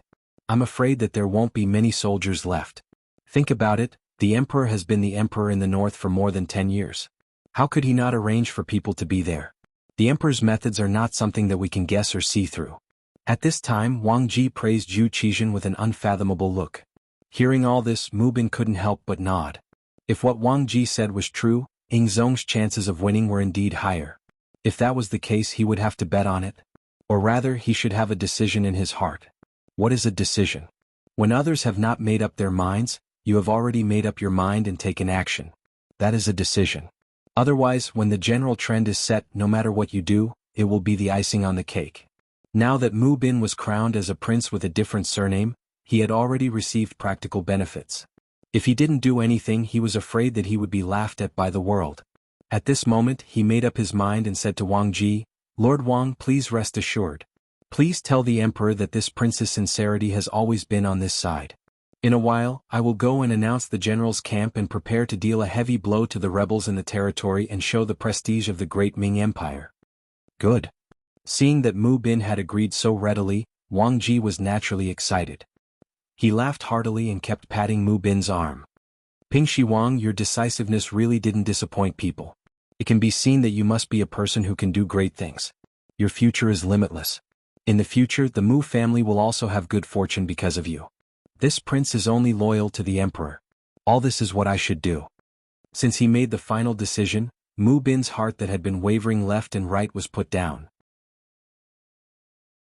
At this moment, he only had one goal in his heart, and that was to be worthy of the emperor's trust. He would take the opportunity to stabilize the position of Ping Shi Wang and bring good fortune to the Mu family. Not long after, the army belonging to the Mu family moved. 100,000 troops were ready for battle, causing the entire Yunnan to be shaken. Everywhere was filled with murderous intent. Wang Ji's road was successful, but the other two roads were not so smooth. Although the envoys sent to the Miao family promised a lot of money, the opinions of the Miao family leaders were not unified. It was difficult to reach a conclusion in a short time. Although the envoys on the way to Jiaoji successfully met the old emperor of Jiaoji, King Li, in history this person died, but for the sake of the story he is still alive, still alive. Dear officials, please don't scold him as a prodigal son, thank you for your understanding. The other party seemed to be satisfied with the so-called marriage alliance, but they had different opinions on which princess to marry. According to Zhu Qizhen's arrangement, this time the other party was given the daughter of a foreign prince, who was temporarily conferred the title of princess. Although such a person also had the blood of the Zhu family, it was not very pure and her status was not very high. King Li was well aware of this point. Since he wanted to marry, he naturally hoped to find a princess with a pure bloodline and noble status to be his wife. Thus he put forward his own request. That was, the marriage was fine, but he had to marry the third princess of the southern Ming Empire. The third princess of the southern Ming Empire was Zhu Qizhen's younger sister. During her birthday, Yang Qindong had even arranged a program for her. Because of her status, she was very noble. Later on, after Zhu Qizhen's army was defeated, although Daizong Zhu Qiu tried to persuade her to stay, she still followed Zhu Qizhen to Nanjing. Because of this, the matter of finding Fu Ma was delayed. Now she was a girl waiting to be married. Since Li knew about this matter, it was natural for him to have such a request. The other party wanted to marry the third princess, so the envoy did not dare to make a decision. He only said that he would return to the capital of the southern Ming Empire and report to Daizong Yingzong. As if to put pressure on the other party, Li clamored for the envoy to quickly reply. Otherwise, he was not sure if he would send troops again in a fit of anger and occupy the entire Yunnan. At that time, it would be hard to avoid hurting the relationship between the two sides. The envoy was so scared that he ran out of the Jiaoji army's camp in a panic. He took a detour and headed straight for Nanjing. However, what he and everyone else did not expect was that the Security Bureau had already made arrangements to deal with this envoy. Not long after the envoy entered the Jiaoji army's camp, the assassination attempt was carried out. The envoy was completely unprepared and was killed, along with the dozens of people who followed him. Envoys being killed, this kind of thing usually did not happen. As the saying goes, even if two armies were at war, they would not kill the envoys. It was precisely because of this fixed way of thinking that no one would expect such a thing to happen. As a result, the envoy was only discovered after he disappeared for a few days. At that moment, rumors started to spread. It was said that King Lili had asked Dingzong for two women. One was the most noble and pure-blooded third princess, Princess Shangde, and the other was Zhu Qizhen's current wife, Empress Qian. It was also said that the old king preferred married women. This news was naturally spread by the Security Bureau on purpose. Because the envoy was already dead, the truth of the matter could no longer be investigated. Once such rumors were heard, the news immediately spread to the capital of Nanjing. One could imagine how angry Zhu Qizhen would be when he heard the news. Who knew how many tables he would overturn and how many things he would break because of this? The third Princess Shangde was already his flesh and blood. They had the same father and mother. How could such a biological sister marry an old man who was almost 60 years old? If he really did that, how could he face his ancestors after 100 years? Not to mention, the other party even said that he wanted his empress. This was a blatant slap to his face. If it were any other man, they would not be able to accept it. Although it was popular in some places to send women to do errands, especially in Japan, this kind of thing could be said to be common. However, Lady Qian was the empress of a country. Similarly, she represented the face of a country. If Zhu Qizhen really did that, he would not need to do anything else. The whole world would look down on him. Then, where would his imperial power be? Where would his dignity be? In his anger, Zhu Qizhen unleashed a thunderous rage in the imperial court. I order Governor Wang Lai of Huguang, Administrative Secretary Yang Xinmin of Yunnan, and Governor Tongji Dongxing to immediately mobilize the army and attack Jiaoji together with King Shiping. I want him to pay the price for his arrogance and ignorance. Pay the price. The emperor was furious. Immediately, a eunuch went down to pass down the decree. However, all the officials in the imperial court knew that if Jiaoji was so easy to destroy, it would have been destroyed long ago. There would not have been Xuanzong Zhu Zhanji's abandonment back then.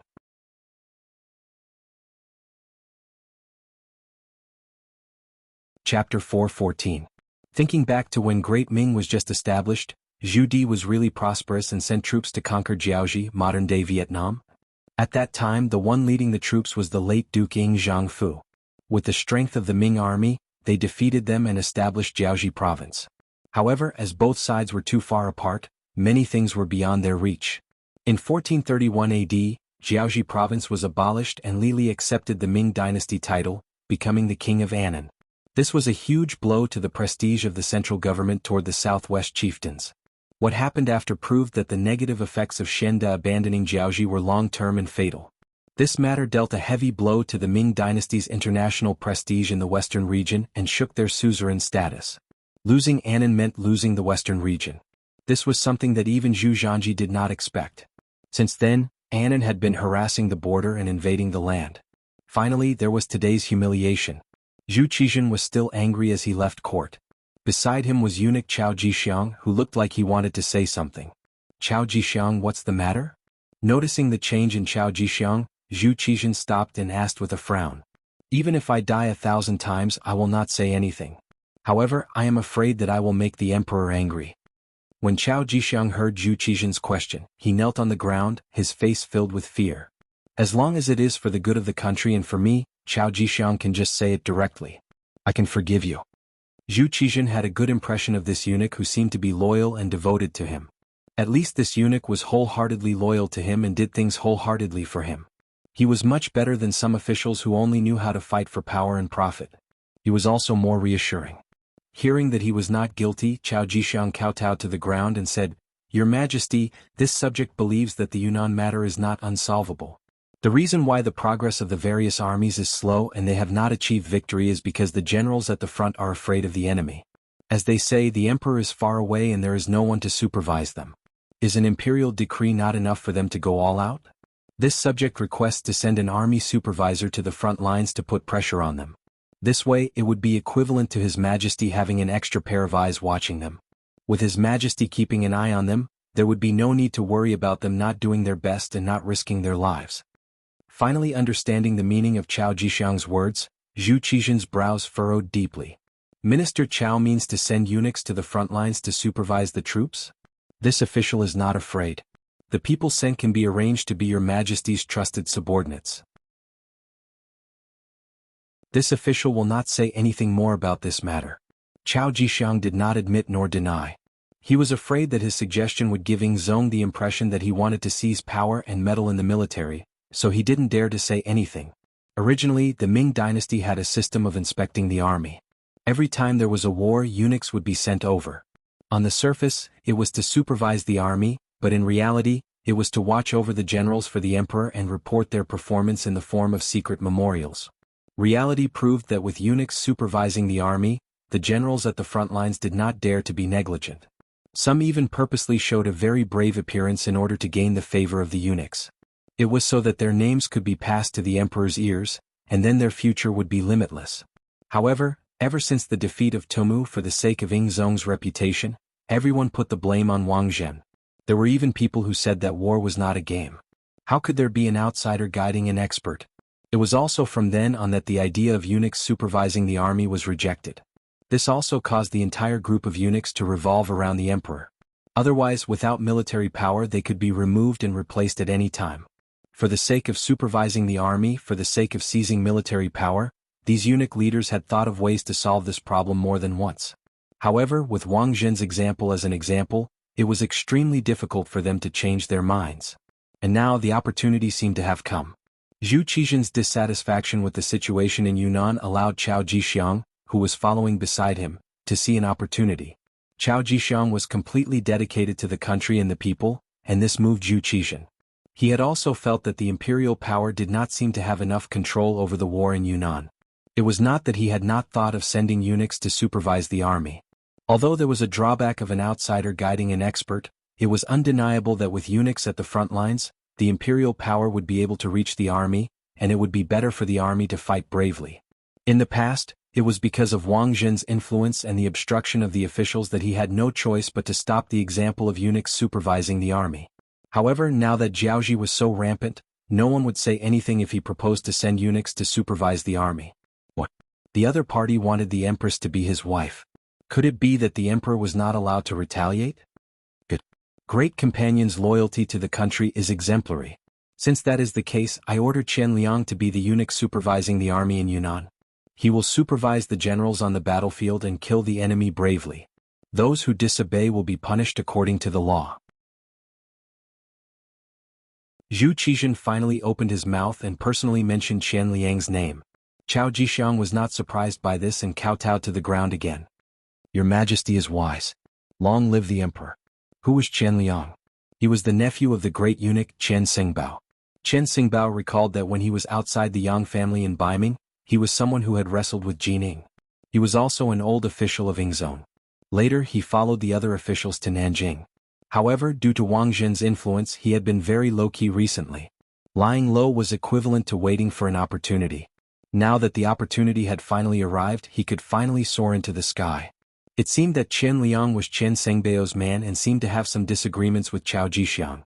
However, that was just for outsiders to see. In fact, since coming to Nanjing, these eunuchs had been unusually united. Perhaps they also knew that if they did not do this, they would not have a chance to stand out. Therefore, on the surface they did not see eye to eye with each other, but their relationship was very good in secret. This time Chao Jixiang made a suggestion. He had never thought of sending his own people to supervise the army. He only needed eunuchs to go and it was equivalent to achieving his goal. As for who the eunuchs were, it could be considered a close relationship with him. Zhu Qizhen's imperial edict was sent out. Chen Liang also led a group of genie guards out of the capital and went straight to Nanjing. This scene was seen by many of the officials, but this time, no one spoke out in opposition. If there was someone to blame, blame the king of Jiaoji for speaking too arrogantly. If there was someone to blame, blame the eunuchs for choosing such a good opportunity to stand out. It was so good that the officials could not resist. In the Kuang residence in the capital, Kuang Yi, who had been ordered to recuperate at home, could not leave the residence or go to the court to meet the emperor. However, his position as the Minister of War did not change. There would be people who would immediately inform him of the big and small matters that happened in the court. When he learned that the emperor had sent eunuchs to supervise the army in Yunnan, Kuang Yi sighed. Has the emperor already forgotten about Wang Zhen's future troubles? Does he not know that doing this will only make the situation worse? After the long sigh, Kuang Yi could not help but think of Yang Qindong's appearance. After being the Minister of War for so many years, Kuang Yi was someone who understood the military. The situation in Yunnan was complicated and chaotic. How could sending eunuchs to supervise the army solve the problem?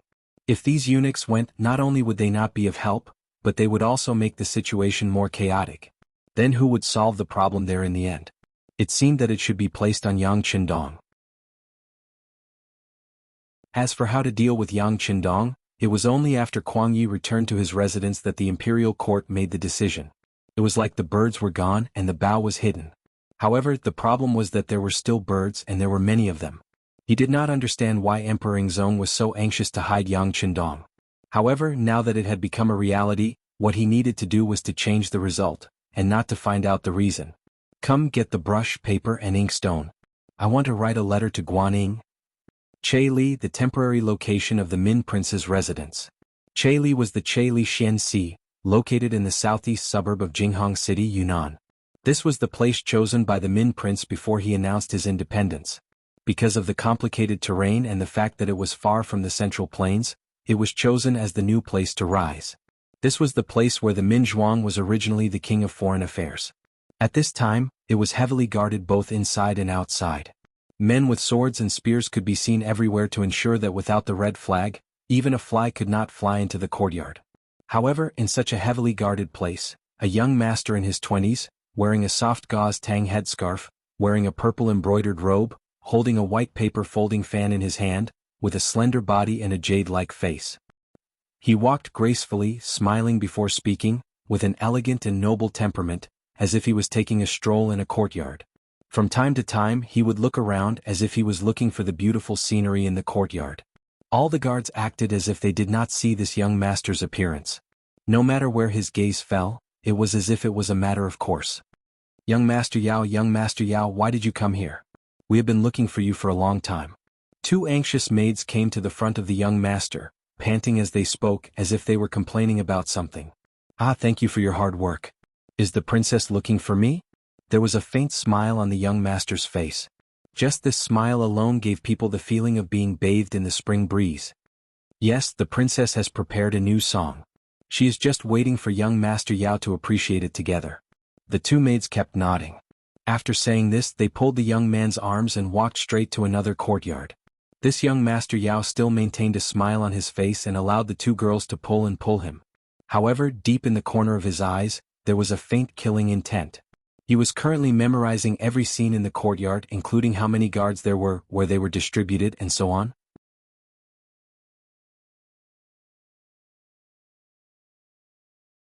Chapter 4:15. Young Master Yao's surname was Yao and his given name was Yingjun. As a matter of fact, he was as handsome as his name suggested. His appearance belonged to the sunny and energetic type of man. In modern terms, he was the type of fresh meat. He had big eyes and a fair complexion. Many women's complexions were far inferior to his. When such a man appeared, he would often receive the attention of those women. However, what everyone did not know was that Yao Yingjun had another identity. He was the ace spy of the Yangxia Security Bureau. This time he came to King Min's territory to infiltrate the enemy's territory and obtain inside information.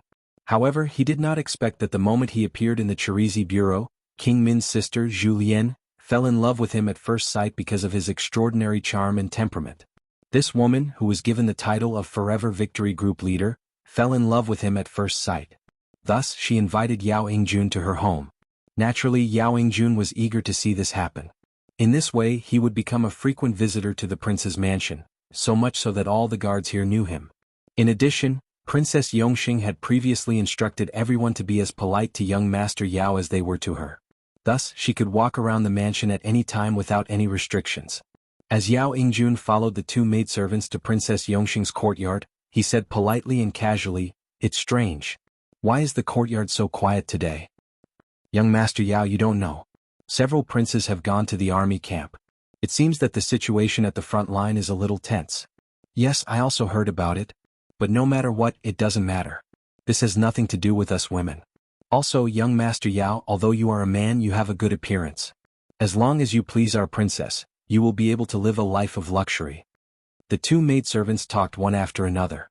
When they saw Yao Yingjuan's gaze on them, they could not help but smile shyly.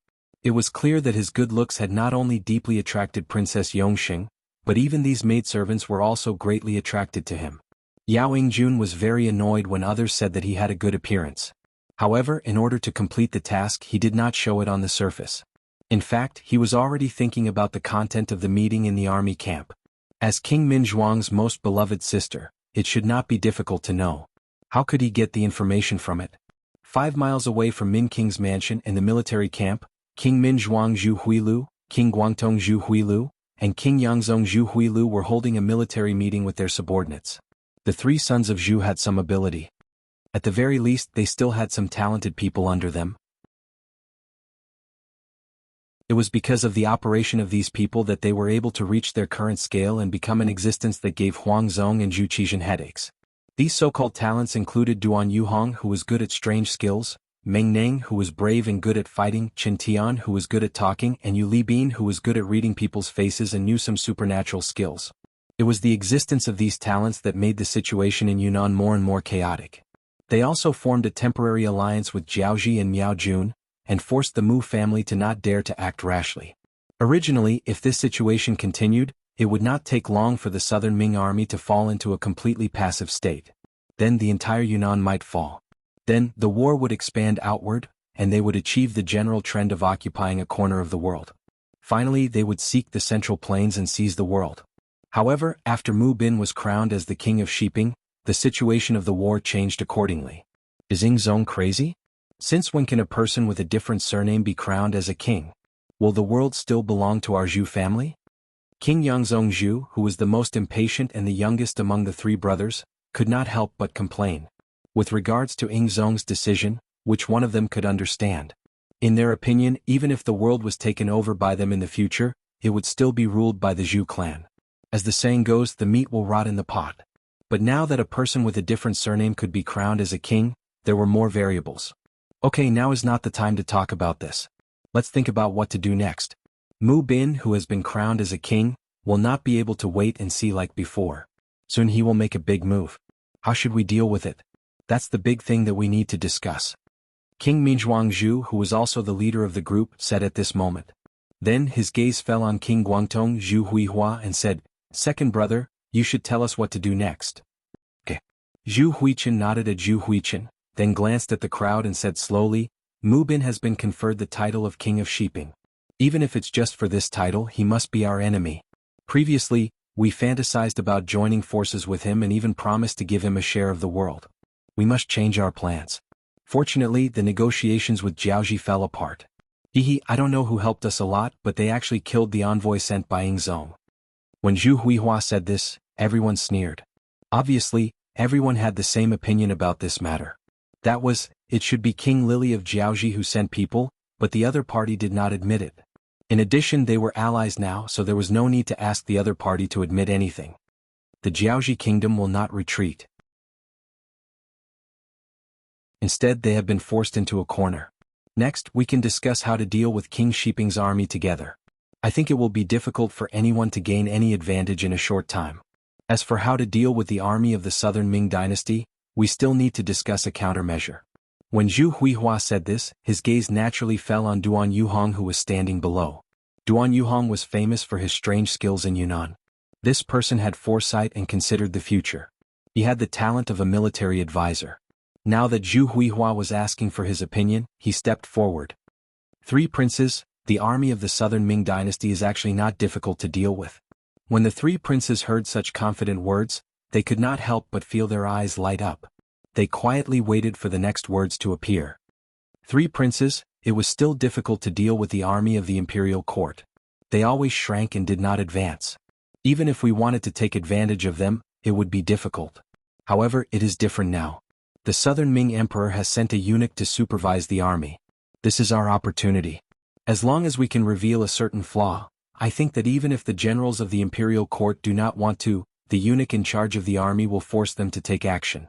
As such, as long as the plan is right, it will not be difficult to severely injure them. If we have the support of the Miao family, perhaps the situation of the entire Yunnan can be settled after this battle. Duan Yohong's face was full of smiles. It had to be said that his move from the military supervisor's body was a brilliant move. Good ha! After Zhu Huihua heard this, he laughed loudly. Then this matter will be handed over to Duan Yuhong. Everyone else must give their full cooperation. As for persuading the Miao family to participate in the battle, it will be handed over to Chen Tian. There should be no problem. The eloquent Chen Tian nodded and said, "Three princes, please be at ease. This subject will do his best to facilitate this matter." Ah, good. Next we must work together. In the future, once we have success, everyone here will have merit in supporting the emperor. You will all be great meritorious officials. You will all be bestowed with titles and wives. After the matter was resolved, Zhu Huihua, who was in a good mood, laughed loudly in the hall. The situation of Yunnan became more and more clear after Yingzong was bestowed the title of prince. There was a clear change in the attitude of all sides.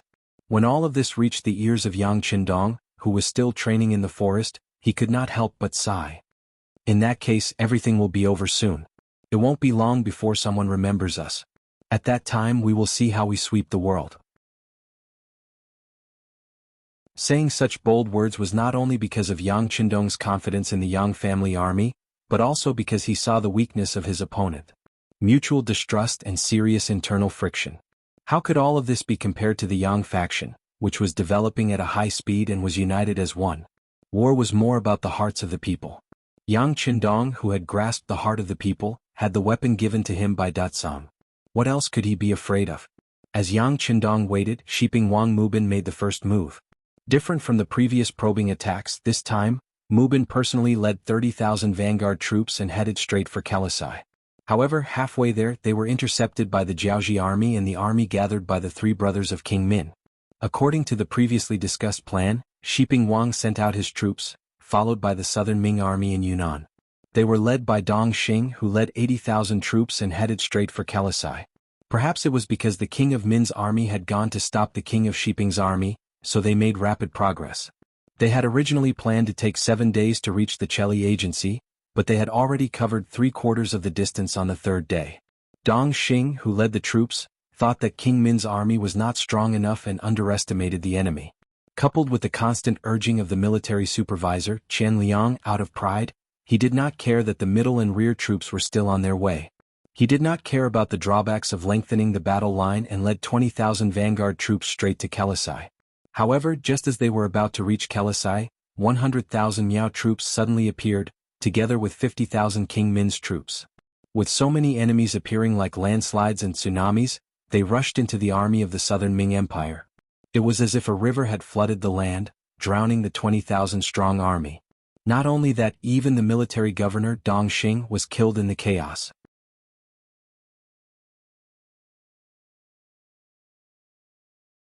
Chapter 416. 20,000 vanguards were destroyed, and what followed was a crushing defeat. Nearly half of the remaining 60,000 soldiers were killed or captured, and the other half of them had fled. Only Qian Liang, the supervisor of the army, returned to Guangnan Prefecture with 15,000 generals and barely survived the battle. When the news of the defeat of the southern Ming army reached King Mubin of Shiping, he hurriedly brought his army back to Yunnan Prefecture for fear of falling into a trap. The loss of this battle caused the elite troops that the southern Ming Empire had placed in Yunnan to be completely lost. Their strength had also dropped by close to half. At this moment, King Min, Jiaoji, and Miao Jun's counterattack arrived. They first sent a part of the army to monitor King Shiping in Yunnan Prefecture, and then gathered the main force to surround Guangnan Prefecture. Without any preparation, the South Ming army in Guangnan Prefecture retreated in a flurry in order to avoid being besieged. Besides abandoning Guangnan Prefecture, they even left most of the grains and fodder in the city for the sake of Prince Min's troops who had caught up with them. After abandoning Guangnan Prefecture, they planned to march to Guangxi Prefecture to meet up with King Shiping's army. However, they dared not trust anyone. Fearing that King Shiping would stab them in the back, Governor Wang Lai of Huguang proposed that the newly appointed Administrative Secretary of Yunnan and the former Administrative Secretary of Guangdong, Yang Xingmin, and Army Supervisor Qian Liang both agreed. The army left Yunnan and headed toward Guangxi Xiqing Prefecture. But who would have thought that without enough communication in advance, the Guangxi army was not prepared enough, causing the army to advance too slowly. Not long after the army entered Xiqing Prefecture, they found the king of Min's troops chasing from behind. After a night in Xiqing Province, the army continued to retreat to the east. They passed through Qingyuan Prefecture, Guilin Prefecture, Guangxi Prefecture, Shaozhou Prefecture in Guangdong, and finally arrived at Ganzhou Prefecture in Jiangxi Province. A few months ago, it was here that Yang Qindong met up with the remaining 10,000 soldiers in Guangdong and solved the rebellion of the Yellow Bandits in Guangdong. However, who would have thought that Wang Lai and his army would also retreat to this place in such a short time? After losing most of the cities in Yunnan, Guangxi, and Guangdong, the southern Ming army finally settled down. King of Min's troops did not chase after them. Instead, they began to digest the land and cities they had just obtained. Because this place was jointly attacked by the Min king Jiaozhi and Miao people, they still needed to discuss the division of the city. This gave the southern Ming army a chance to catch their breath. But at the same time, it had to be said that after most of the three provinces were occupied, the three armies formed by the Min king's faction also revealed their true nature. They burned, killed, and pillaged everywhere. For a time, the people of the three provinces had no way to make a living. Many big families were robbed. Many people were displaced. They did not have clothes to wear and food to fill their stomachs. The news of the army's defeat spread like a gust of wind to the capital of the southern Ming dynasty. When Zhu Qizhen, who was in the main hall of the palace, heard the news, he fainted on the spot. Not long after, important officials and generals came to the palace. To everyone's surprise, the Minister of War, Kuang Yi, who had been ordered to recuperate at home a while ago, was also present. Kuang Yi stood in the imperial court without the slightest hint of illness, but his ashen face told everyone that he was in an extremely bad mood. It was not just Kuang Yi. There was probably no one in the imperial court who was in a good mood. 1/3 of these officials were important officials in the capital of the northern Ming dynasty. They had come to Nanjing because they trusted Zhu Qizhen. They had originally thought that they would first establish the southern Ming dynasty with Ying Zone. Then, after working hard, they would counterattack Baiming and unify the great Ming dynasty. At that time, they would all have the merit of supporting the emperor, and it would not be impossible for them to be recorded in the annals of history. Who would have thought that two seemingly insignificant civil conflicts in the south would lead to such a consequence? The southern Ming Empire had lost 3 provinces in a row. If it wasn't contained, it wouldn't be long before the entire southern Ming Empire would cease to exist. At that time, let alone returning to the capital, it would be hard to say whether or not they would be able to keep their lives.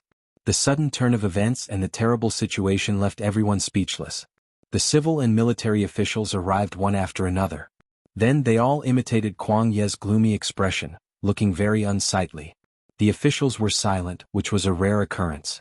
The head eunuch, Chao Jixiang, broke the silence with his horsetail whisk. The moment he appeared, the commotion attracted everyone's attention. Chao Jixiang's expression was also not good. He first swept his gaze across the officials, and when he saw that everyone was present, he sighed in relief and said, "The emperor has decreed that Kuang Yi, Wang Zhuo, Qin Sun, Xiao Xian, and Shang Lu are to wait in the inner hall." This official obeys. Kuang Yi and the other 4 hurriedly bowed and cupped their fists. Then they followed behind Chao Jixiang and left the throne room.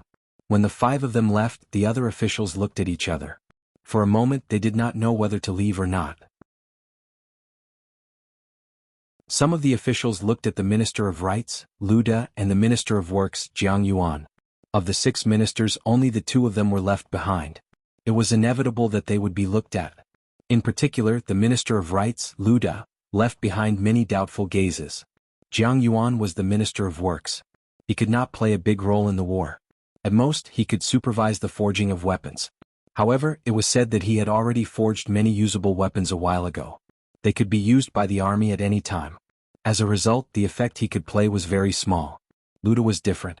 He was the Minister of Rights. War was not as simple as fighting. There were more negotiations and public opinion. These were all done by the Ministry of Rights. But now he was indeed left here. Thinking back to the fact that it was because of his advice that Minister Kuang Yi had to return home to recuperate, which led to the defeat of the war, everyone couldn't help but look at him with many more question marks. Lu De naturally felt this. He also knew that the emperor needed to find a scapegoat for the defeat of the front line. Although it might not be him, the appropriate punishment was always needed. The fact that he did not wait for the emperor's arrival was a clear proof. However, even though he knew this, Luda still stood there without showing the slightest trace of fear. He knew these courtiers too well. Once you were in power, you could say all kinds of sweet words, even mushy ones, out of your mouth. On the other hand, once you've lost your power, you'll be able to say all sorts of nasty things. In the main hall, Luda, who was standing there, was suffering. Inside the hall, Zhu Qizhen, who had returned to normal, was sitting on the golden dragon throne. Apart from his face being a bit pale, there was nothing wrong with him. Seeing the 5 officials in front of him, Zhu Qizhen pointed at the table and said, "Dear officials, please sit down." "Thank you, Your Majesty.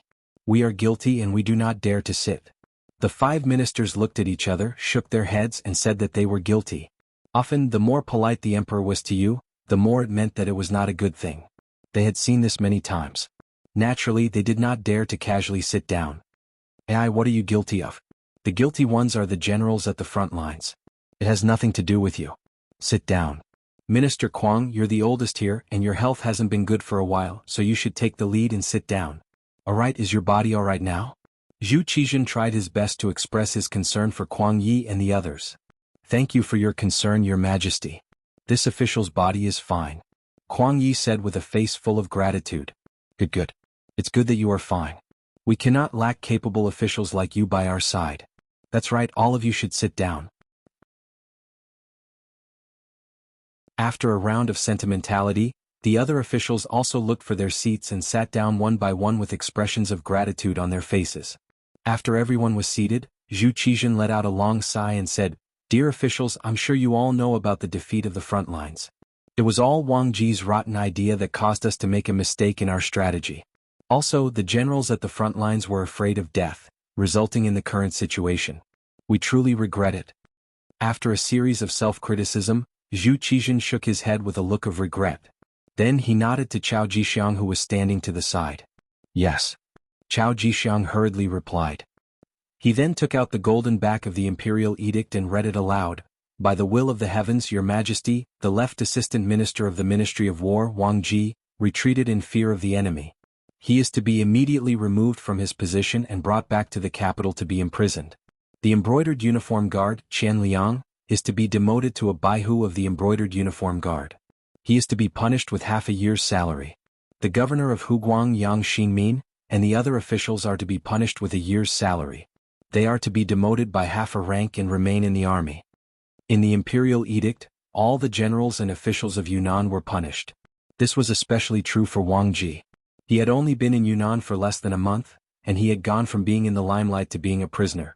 The situation had changed so quickly that it made people sigh at the unpredictability of heaven's might and the difficulty of being an official. After punishing all the officials, especially the left assistant minister of the Ministry of War, it was the same as putting an end to the failure of the war. Next, it was time to talk about the current situation. "Dear officials, the traitor Zhu Huiqiang and the others have already caused chaos in Yunnan, Guangxi and Guangdong. They will soon reach Jiangxi.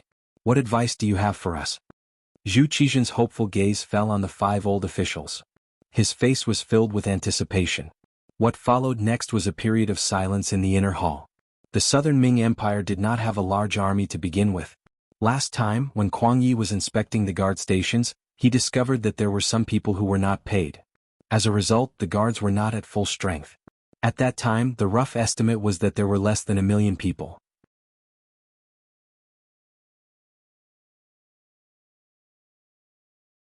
Chapter 417. They had less than 1 million soldiers. Previously, they had used more than 300,000 soldiers in Yunnan. After several defeats, another 100,000 soldiers were added, but they were still defeated. Looking at it this way, even if the entire southern Ming Empire's army was gathered together, they would only have about 500,000 soldiers or even less. These people still needed to guard many cities and prefectures, so it was impossible to mobilize all of them. Otherwise, not only Yunnan, Guangxi and Guangdong, but other places would also riot due to the absence of the military presence. Without a weapon to use, it was like a clever housewife couldn't cook a meal without rice. No matter who it was, it would be difficult to solve the problem in a short period of time. Of course, it could not be solved now, but it did not mean that it could not be solved in the future. For example, they could recruit soldiers again. After the rule of Ren Xuanji, the population of the Great Ming Empire was still large. It was not difficult to recruit 1 million soldiers under the command of Ren Xuanji. The difficult thing was that they did not have the time. It took time to recruit soldiers and so did training. If they really recruited 1,000,000 soldiers, it would take at least 2 years to perfect it. It would take such a long time. Would the king of Min's people give it to them? What if they killed their way over during this time? The situation would be even more chaotic. Even if it was too late to recruit soldiers, there was another way that might work. It was to ask for help from Biming. Today, Biming did not have any wars because of geographical reasons. And it was said that they had just recruited a lot of soldiers and were training. They should have extra soldiers. If they could borrow 500,000 soldiers from them, the problem of the king of Min could be solved. But the problem was, would they agree? If they really borrowed 500,000 soldiers, would they listen to Ingzong? Don't turn the spearhead and charge to Nanjing. That would really be diverting the calamity. Don't think that Biming wouldn't do such a thing. Why did the king of Shiping not go all out for a long time? Wasn't it because of them? It was because of their interference that the situation in Yunnan changed. The king of Min's strength was getting stronger and stronger, and now he occupied 3 provinces. It was too late to recruit soldiers and asking for help was not reliable. No wonder the 5 ministers bowed their heads in silence. They really did not have a better way. Zhu Qizhen was disappointed when he saw the long silence. What's wrong? My beloved subjects, is there really no hope for our southern Ming dynasty? Are we really going to hand over the country our ancestors left to us? If that's the case, how am I supposed to face my ancestors? As he spoke, Zhu Qizhen's eyes actually welled up with tears, an extremely sorrowful appearance. We are incompetent. Wang Zhua and the other 4 important officials saw the emperor's actions and were so frightened that they hurriedly got up and knelt on the ground. People always say that if a minister is incompetent, then a monarch is tyrannical. Even the ruler of a country was forced to shed tears, so how could the subjects not be terrified? Zhu Qizhen was moved, but the ministers couldn't do anything about it. This made him even sadder. His heart seemed to be dripping blood when he saw the important ministers kneeling on the ground one after another. He had called a few important ministers over in order to find a chance to strike back. Could it be that there was really no other way? The Minister of Revenue, Wang Zhua, knelt on the ground. The Minister of Personnel, Chen Sun, knelt on the ground. The Minister of Justice, Xiao Xian, knelt on the ground. The Minister of War, Kuang Yi, did not kneel on the ground. Zhu Qizhen thought his eyes were playing tricks on him, but when he looked again and saw that Kuang Yi was not kneeling on the ground, his eyes lit up. He suddenly stood up and asked with an anxious expression, "Minister Kuang, do you have a good plan?" "I don't dare to say that there is a good plan, but there is a way. If it works, it can buy us some time," Kuang Yi said with some uncertain evidence. "By time?" Zhu Qizhen seemed to be confused. "Yes, by time. Our southern Ming dynasty has not been in a war for a long time, and our population is flourishing. As long as the emperor issues an imperial edict to recruit a large number of soldiers, it will not be long before we have an additional 1,000,000 soldiers. However, this will take some time. Right now, there's only one person who can buy us some time." "Who is it?" Zhu Qizhen's expression was incomparably nervous when he heard that there were still people and soldiers that could be used. He asked with hope in his eyes, as if he was afraid that Kuang Yi would not tell him the answer if he asked too late. "The Duke of Loyalty, Yang Qindong." Kuang Yi did not make Zhu Qizhen wait for long. He firmly said a name. When the name was said, the other ministers who were looking at Kuang Yi also raised their heads in shock. Then, as if they thought of something, they slowly lowered their heads. Yang Qindong, the person who had once saved Ingzong on the battlefield, had become a taboo existence at a certain level. No one knew the reason for this. Perhaps it was because he was too capable, or perhaps it was because he was too good at fighting. However, such a person did not completely submit to the emperor. It was no wonder that everyone avoided talking about him. As a result, when Yang Qindong took action to deal with the Huang bandit army in Guangdong, no one in the imperial court was willing to speak up for him. It was as if everyone had a tacit understanding and did not ask about this person. This was like getting rid of a donkey after it had outlived its usefulness. Now that he had encountered another big problem, someone had actually mentioned Yang Qindong. If he were to use him at this time, would he accept it? Would he agree? These were naturally the thoughts of the ministers. This matter was in Zhu Qizhen's heart, but he had more considerations. He knew about Sumaner's matter. Although he did not appear from the beginning to the end, he had already tacitly approved of Commander Menda's actions. This could not be denied.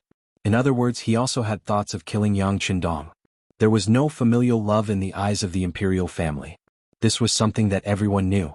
However, the actual situation was not only that there was no kinship, but also that it was difficult for gratitude to exist. Since ancient times, how many officials had saved the emperor's life, but in the end, how many of them had a good ending? As the saying went, it was fine to share weal and woe, but it was hard to say if one could share joy. Even if Yang Qindong had saved Yingzong's life, even if he had contributed greatly to the South Ming Empire, just based on the fact that he was good at fighting but was unable to become a loyal minister, there was no room for discussion about killing him. Under various circumstances, Zhu Qizhen tacitly approved of Commander Menda's actions. Moreover, he had received a secret report from the embroidered uniform guards saying that Su Munaer had succeeded. Yang Qindong had been staying in the military camp, using the excuse of recuperating and so on. When he heard this news, Zhu Qizhen could not help but feel a trace of sympathy in his heart. However, after a while he forgot about this matter. Perhaps in his eyes, saving his life was not important.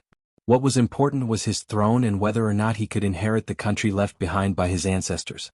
It was because he had already sentenced Yang Qindong to death in his heart that this person had long disappeared from his mind. Thus, when the situation was critical, he did not think of this person.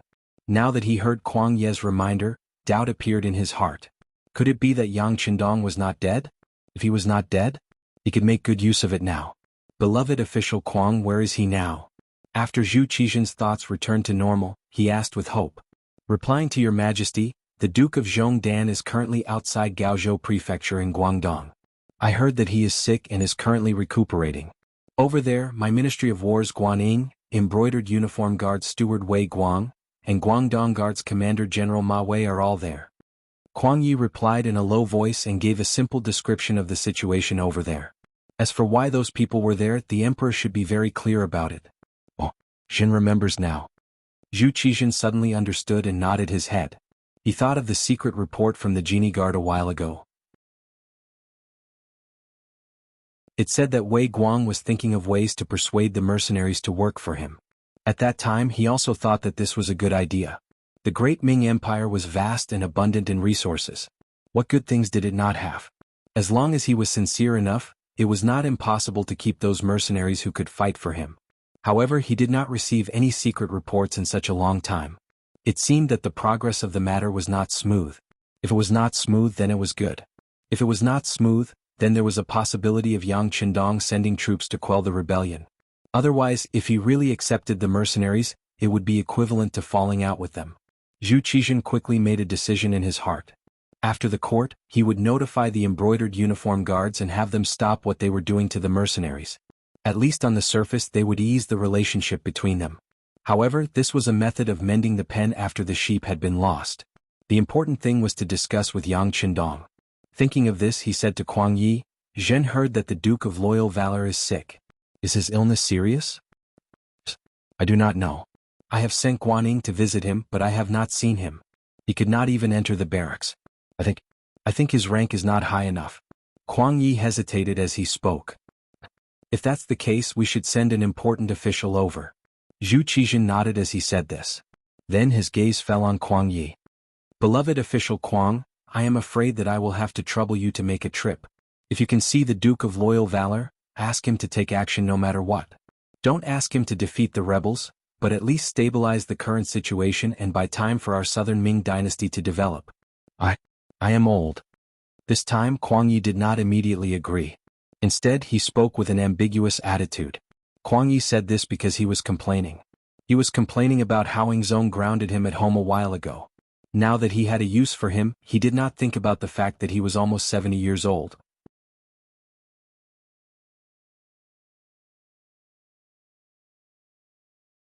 Chapter 418. When the word old was mentioned, one could see that Yingzong's face instantly turned green. Ahem, how can Minister Kuang say that? Your body is healthy, so I think it's good. Didn't you tell me to rest at home a while ago? You should be fine now. I'm still not feeling well. Moreover, Gaozhou Prefecture is very far from Nanjing. I can't guarantee that I can get there quickly. When Kuang Yi saw that Zhu Qizhen had a guilty look on his face when he mentioned his illness, he felt pity for him and his heart softened. However, when he considered the long journey, he was afraid that he would make a mistake and instinctively wanted to refuse. It's fine. You can take a carriage there. I will arrange for the relay stations along the way. Kuang Yi listened to the announcement. Zhu Qizhen was afraid that if he continued to delay, Kuang Yi would find another excuse. Thus he said in a firm tone, "Minister of War Kuang Yi is an experienced strategist. As my right-hand man, you will be conferred the title of Grand Tutor of the Crown Prince and also the Minister of War."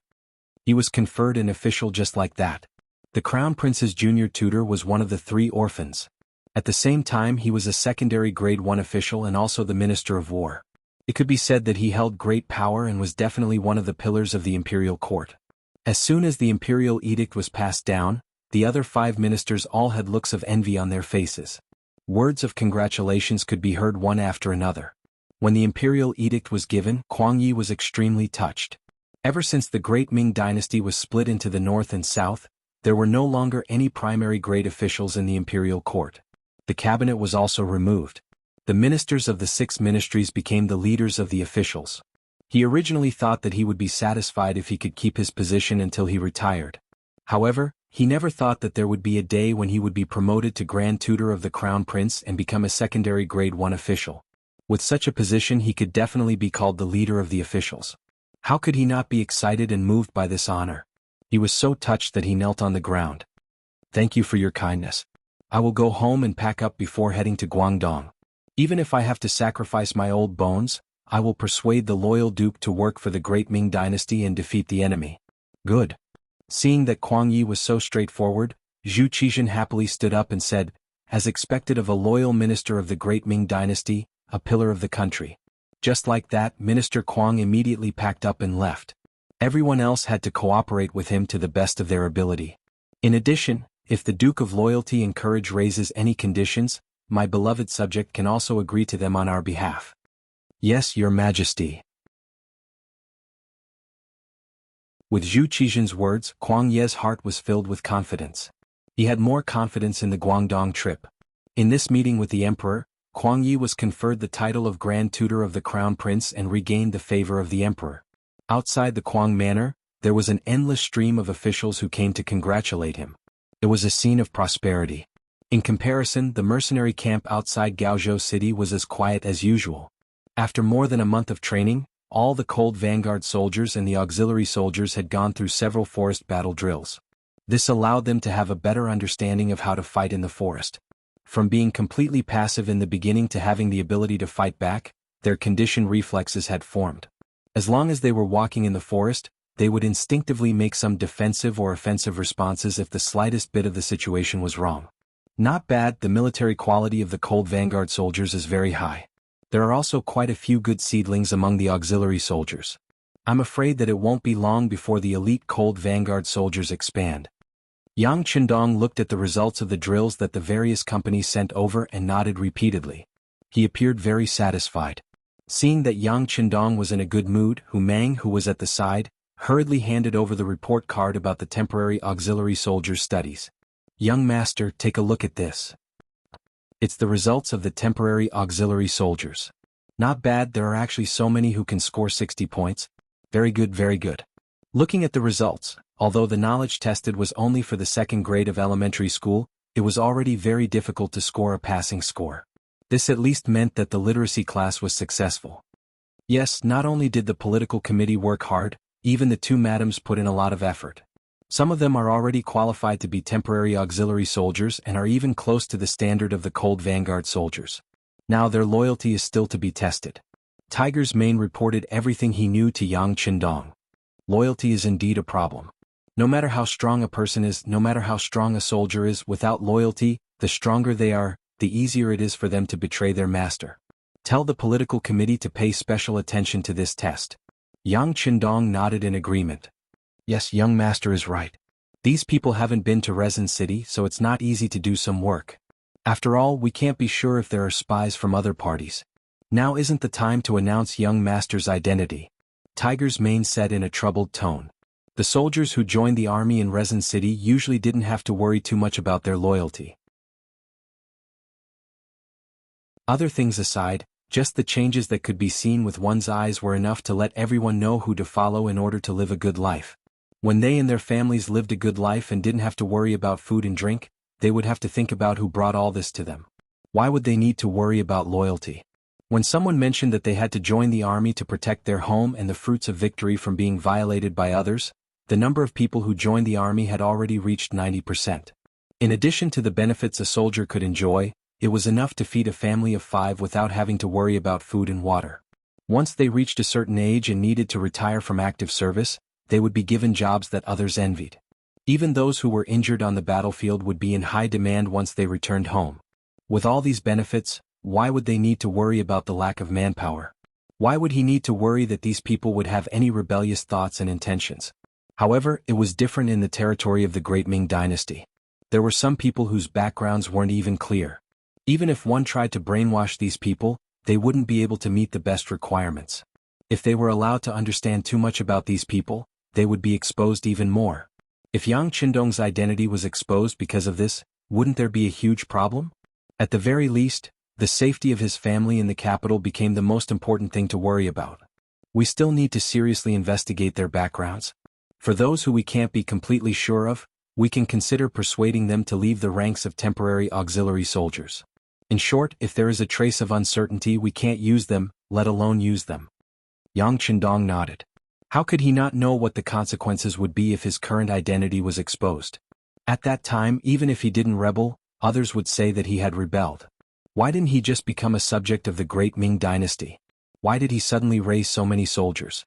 If he really became a Sima Zhao, everyone would know about it. However, many times what one feared would happen. Just as Yang Qindong and Tiger's Mane were discussing the loyalty of the temporary auxiliary soldiers, the deputy director of the security bureau, Yang San, hurriedly came looking for them. Panting, Yang San's appearance gave Yang Qindong a very bad feeling. Normally, Yang San's physical fitness was not bad. Under normal circumstances, even if he ran 10 kilometers, he would not be so out of breath. However, now that he was acting like this, it could only mean one thing. Something big must have happened. Young master, things are not good. One of our auxiliary soldiers has been captured. As expected, just as Yang San steadied himself, a very bad news came out of his mouth. What exactly happened? Yang Qindong asked with an unfriendly expression. It's like this. Yang San then gave a short report of what had happened. The person who was captured was called Lu Jian. He was a platoon leader in the auxiliary battalion who had just been promoted not long ago. He was a soldier from Mount Qishan on Ryukyu Island. His family had been in Mount Qishan for generations, so his background was very clean. In addition, he was very motivated and learned everything quickly. It didn't take long for him to become the squad leader of the auxiliary battalion. A while ago, because of his good performance, he was promoted to platoon leader of the auxiliary battalion. Under normal circumstances, those who could become platoon leader of the auxiliary battalion were qualified to enter the cold front. All they lacked was an opportunity to be tested. This time, during the training of the auxiliary battalion in the jungle battle, Lu Jian's performance was very outstanding. After the training results reached the standard, the battalion commander gave everyone a day off and allowed them to enter the nearby Gaozhou prefecture for a stroll. Lu Jian also took a day off and entered the city with his 5 comrades. This was also one of the military rules. Soldiers were not allowed to enter the city alone to prevent accidents from happening. Once the 5 of them were together, they could more or less take care of each other if anything happened. The chances of accidents happening were reduced to the lowest. Originally, Lu Jian and his group had been together since they entered the city. However, when they came across a rouge shop, Lu Jian thought that he should buy some things for his newly married wife in Mount Qishan. He also heard that the quality of the things in the Central Plains were very good, so he wanted to go in and take a look. However, his other comrades rejected his idea. They all laughed and said that this rouge shop was only for women. It was embarrassing for a man to go in. The others were not willing to go with him, so Lu Jian entered the rouge shop called Song's Rouge Shop alone and asked the other 4 to wait outside for a while. However, once he went in, there was no news of him. It was not until more than 15 minutes later that his 4 comrades felt that something was wrong. They went in together, but they didn't see Lu Jian inside. Feeling that this was a serious matter, 2 of the auxiliary soldiers stayed behind to keep watch outside the rouge shop. The other 2 quickly went out of the city and reported to the barracks. After Yang San received the news, he immediately asked for instructions from Yang Qindong.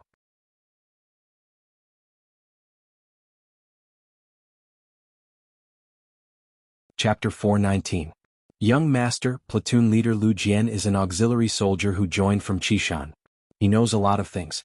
If anything happens to him, I'm afraid the consequences will be unthinkable. After Yang San finished speaking, he reminded him softly. Tiger's mane's expression was also nervous, as if he was afraid that Yang Qindong didn't understand. He added, "Young master, to be able to become a platoon leader of an auxiliary soldier, he basically knows your true identity." "I know." Yang Qindong nodded heavily. "But you shouldn't underestimate our soldiers. Since he can become a platoon leader, I'm sure that soldier Lu Jian is a person with a strong will. We must all have confidence. Of course, just in case they had to find the person, and the sooner the better. How about this? Let's enter the city and see who has the guts to capture our people." After he finished speaking, Yang Qindong's eyes were already spitting out cold flames of anger. It could be seen that he was really angry this time. This wasn't as simple as capturing his people. The person behind the scenes probably wanted to know the true strength of the mercenaries. "Young master, tell others that you're sick." When Tiger's mane heard that Yang Qindong was going to personally go, he said worriedly, "Besides, to find someone, young master doesn't need to do it himself. I can go." "You can't, at least not now." Yang Qindong shook his head decisively. It wasn't that he didn't trust Tiger's mane, but Tiger's mane's identity to the outside world was only his own servant. He didn't have any official position. If he went like this, it would be very inconvenient. He wasn't. Even if he didn't have the identity of an imperial envoy, he was still a loyal duke of the great Ming dynasty. Even if this title was given by Dai Zong and some people in the southern Ming dynasty didn't recognize it, he still had the identity of a loyal duke. As for telling others that he was sick, it was very simple. He just had to appear weak. It was also a good opportunity to see how those who wanted to harm him would react when they saw him like this. After Yang Qindong made up his mind, Tiger's man and Yang San knew that they couldn't stop him, so they quickly went to prepare. Since they even dared to capture auxiliary soldiers, they had to be prepared to fall out with them at any time. This time they couldn't bring fewer soldiers into the city. Gaozhou Prefecture. There was an inconspicuous courtyard in the city. Broken walls could be seen everywhere, reminding people that this place had experienced a war not long ago. Courtyards like this could be seen everywhere in the city. After the Huang bandit army raided Gaozhou Prefecture twice, this place had long been emptied out. No one knew where the original owner had gone. This ownerless courtyard had now become the place where the embroidered uniform guards worked. Before this, Wei Guang had arranged for people to dig a cellar here. Thus, Lu Jian's kidnapping wasn't a coincidence. It was premeditated. It was just that his luck wasn't good and he just happened to be the target and kidnapped. In the courtyard, Wei Guang stood there in his embroidered uniform guard uniform. Beside him was a subordinate who wasn't very tall. At this moment he was explaining something with a bitter face. "You didn't say anything? Didn't we allow you to use your methods?" Wei Guang's brows furrowed and he seemed very displeased. "Boss, this brat's skin is rough and his flesh is thick. He's very tight-lipped. If we didn't discover him in time, he would have bitten his tongue and killed himself. I think we should slow down and not be too hasty." When the short brat explained this, a trace of envy appeared on his face. Biting his tongue and killing himself? What a tough guy. Wei Guang was also shocked by this news. He sucked in a breath of cold air and said, "Lucy, keep an eye on this person. If we really need to slow down, think of a way to send him out of the city. You have to know that he's a mercenary. Once someone finds out that he was captured by us, I'm afraid we'll all have to bear the consequences." "Boss, it can't be. We're the embroidered uniform guards. We don't need a reason to capture people. Even if they find out, what can they do to us?" Lucy's face was full of disbelief. Maybe they can't do anything to us? Or maybe they won't even care about losing a person. But no matter what, we still need to be prepared. How about this, you go and arrange it. Try your best to send him out of the city and find a safer place. Wei Guang didn't know why, but his right eye suddenly twitched twice. When he spoke these words, he was especially careful. Boss, there's urgent news." Another embroidered uniform guard quickly ran into the courtyard. "What's the rush? Where's the steadiness I usually tell you to be?" When Wei Guang saw that his subordinates didn't have any discernment and were so rash, a fierce look flashed across his face. "Boss, the mercenaries have entered the city. I heard that the Duke of Loyalty has also entered the city." The embroidered uniform guard ignored Wei Guang's displeased look and told him the news he just received in one breath. "What?" Wei Guang, who was pretending to be absent-minded, suddenly froze when he heard this sentence. Then, as if he remembered something, he grabbed the collar of his subordinate and said, "What did you just say? Repeat it again." With his collar grabbed, the embroidered uniform guard found it difficult to breathe. At this moment he didn't dare to resist. Instead, he forcefully repeated, "The mercenaries have entered the city. Looking at their grandiose appearance, I'm afraid there are no less than 2,000 of them. Among them there's also a very luxurious carriage. I heard from others that it's the Duke of Loyalty's personal carriage." Bastard, how could this be? With a sudden force, Wei Guang let go of the embroidered uniform guard's big hand. Then he fiercely stomped his foot and glared at Lu Si as he said, "Don't move first. Let me go take a look first. That's right, instruct the people here to keep their eyes open. Once they find something wrong, kill them. In short, don't leave any evidence behind." Seeing that Wei Guang was so anxious, Lu Si didn't dare to be negligent and immediately nodded. "Boss, don't worry. Once something goes wrong, we'll kill them to silence them. The dead tell no tales." "Very good, let's go." Seeing that his subordinates understood his meaning, Wei Guang didn't want to stay here any longer. With a wave of his hand, he left the courtyard with nearly 30 embroidered uniform guards. However, what he didn't know was that his every move was being watched by someone. On the roof of a courtyard that was almost a street away, someone was using a high-powered telescope to see everything that was happening. The most frightening thing was that the person who was observing could read lips. In other words, the conversation between Wei Guang and Lu Si was also clearly heard by someone else. "Young master is really amazing. He actually thought that it might be the embroidered uniform guards and arranged for us to follow Sir Qianshi. Now that we know that Lu Jian is here, it's easy to handle." Tai Hu put down the high-powered telescope in his hand and revealed a fierce face. The captain of the Wolf Fang Special Forces, Tai Hu, was the one who could read lips and had been observing everything that was happening in the courtyard. In fact, not only Tai Hu, but also the other 19 members of the Wolf Fang Special Forces were proficient in lip reading. This was also the special requirement that Yang Qindong had for them. Since they were the elites of the elites, not only did they have the most advanced weapons in their hands, but they also had to be able to rely on their own abilities. Tai Hu said confidently, but in the eyes of the extremely thin team member beside him, he couldn't help but worry. "Tiger King, the 6th young master, said that the embroidered uniform guards are not weak. You must not be careless. Although Wei Guang is gone now, there are at least 10 embroidered uniform guards around. If you are not careful, Lu Jian's life will be lost. If something happens to him, our mission will be considered a failure." "Nonsense, this captain doesn't know this point. Do I need you to remind me? Alright, Skinny Monkey, hurry up and arrange the mission. Let King Kong, Violent Ape, Silver Hand and Steel Leg get ready. Also, inform Captain Bai Zhua of the Ghost Sniper team. Tell them that the opportunity to contribute and kill the enemy has come." Tai Hu said as he slapped the man with the nickname of Skinny Monkey. Skinny Monkey retreated as if he was flying backward. In just a blink of an eye, Skinny Monkey had retreated at least 4 meters away, which also allowed him to avoid Tai Hu's slap. It was obvious that this was not the first time something like this had happened. Skinny Monkey, who had retreated far away, heard that Tai Hu wanted to cooperate with the Ghost Sniper team to complete the mission. He knew that his captain was very careful in doing things even though he said it happily. His heart was relieved. "Alright, Tiger King, please wait for a moment. I will go and inform them now." Skinny Monkey, who had finished speaking, disappeared from the roof after a few ups and downs. It gave people the feeling that he was moving so fast that it was as if he was teleporting. Gaozhou Prefecture Government Compound. This place was completely surrounded by the mercenaries. Among them, there were a few Ming soldiers who were unwilling to submit and wanted to resist. Following that, they were showered with blows from the mercenaries. They thought that they were strong, but when faced with the angry elite Lung Feng, they were no different from children facing adults. "What are you doing?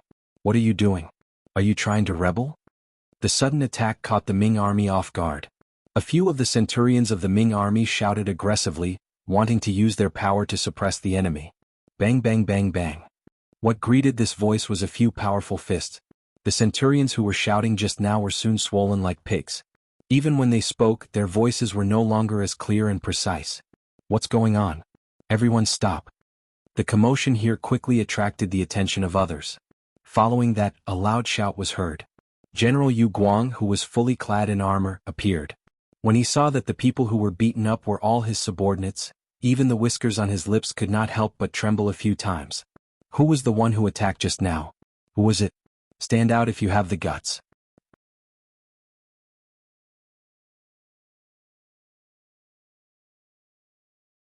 Chapter 420.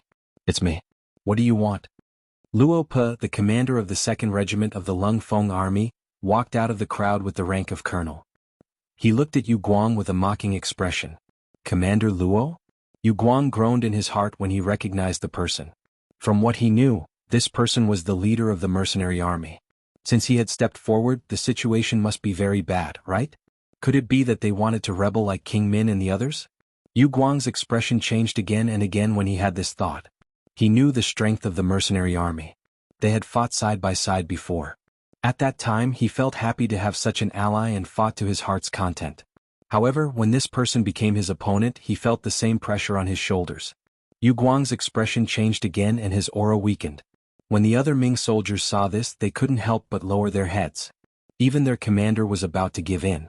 They didn't know what to do next. As the saying goes, a single soldier can bear the brunt of the enemy, but a whole nest of generals can bear the brunt of the enemy. Yu Guang didn't dare to say anything else. Luo Pe snorted coldly, then glanced at the Ming army in front of him and said, "All soldiers listen to my orders. If anyone dares to resist, beat him up first. If anyone dares to resist with weapons, we will let them have a taste of bullets." Yes.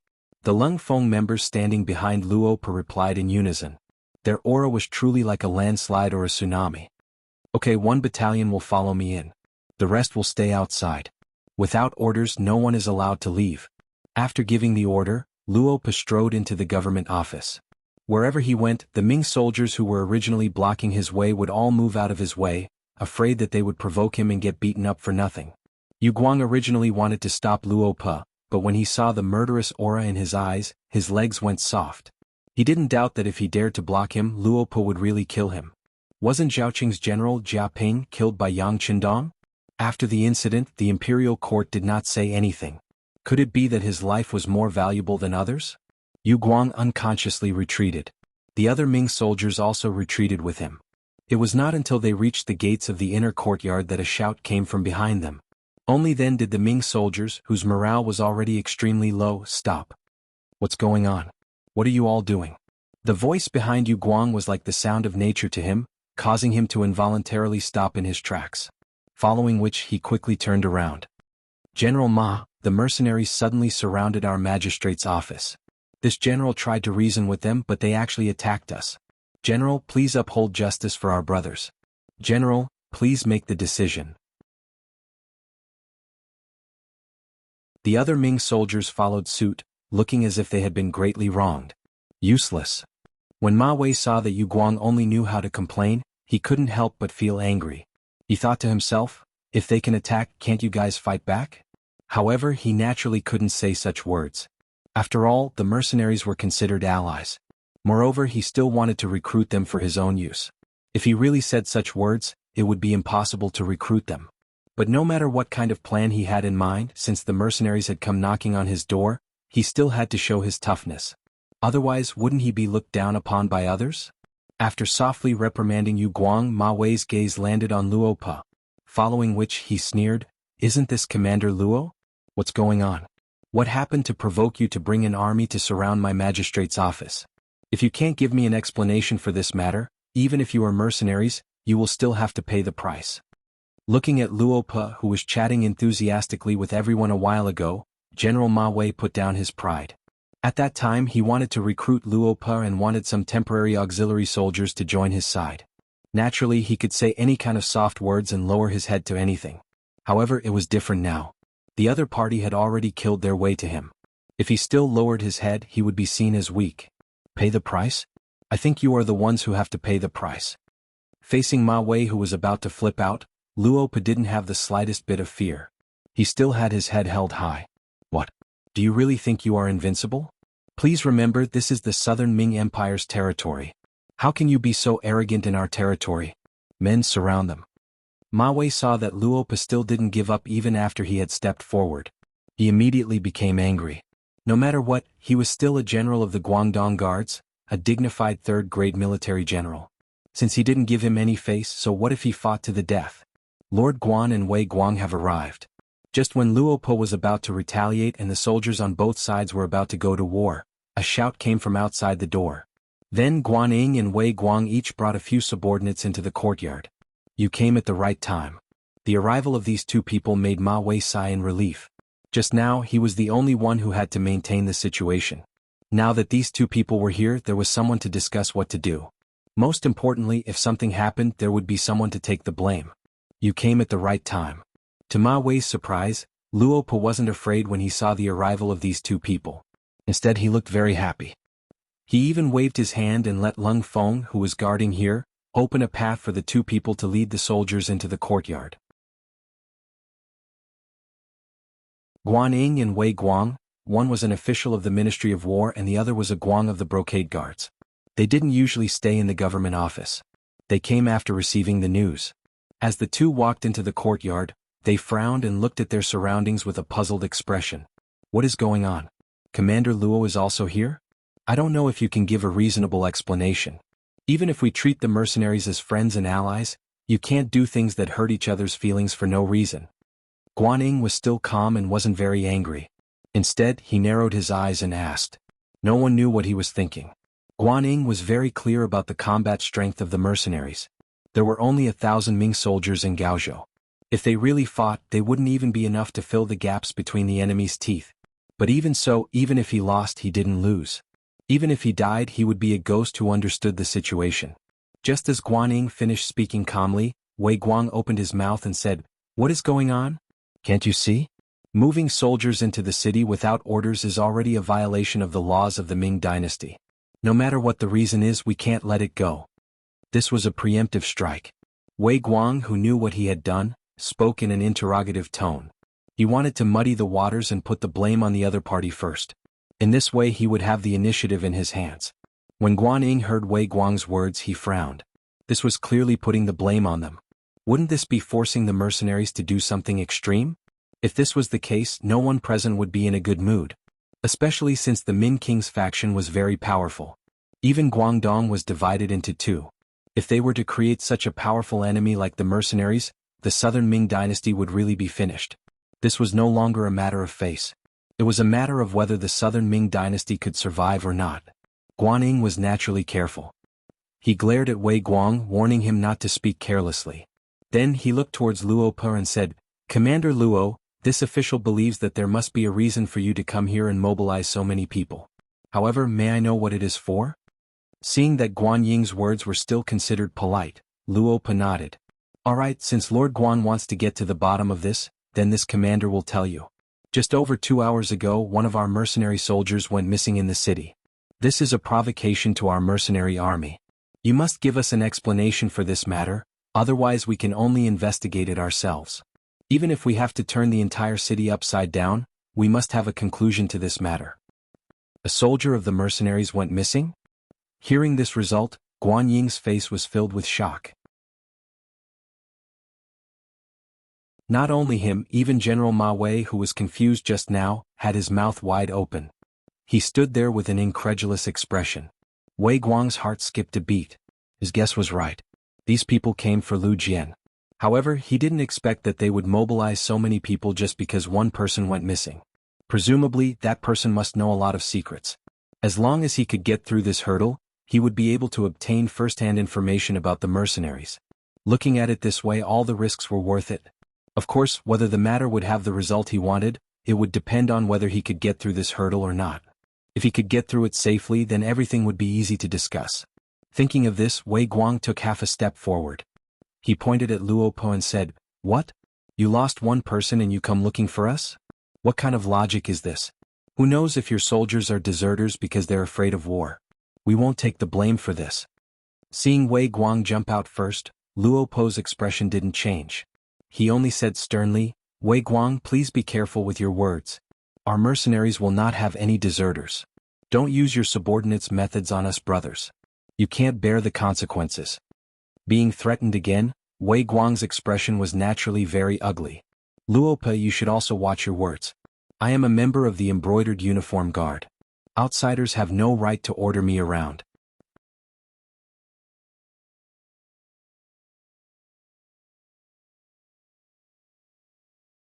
Chapter 421.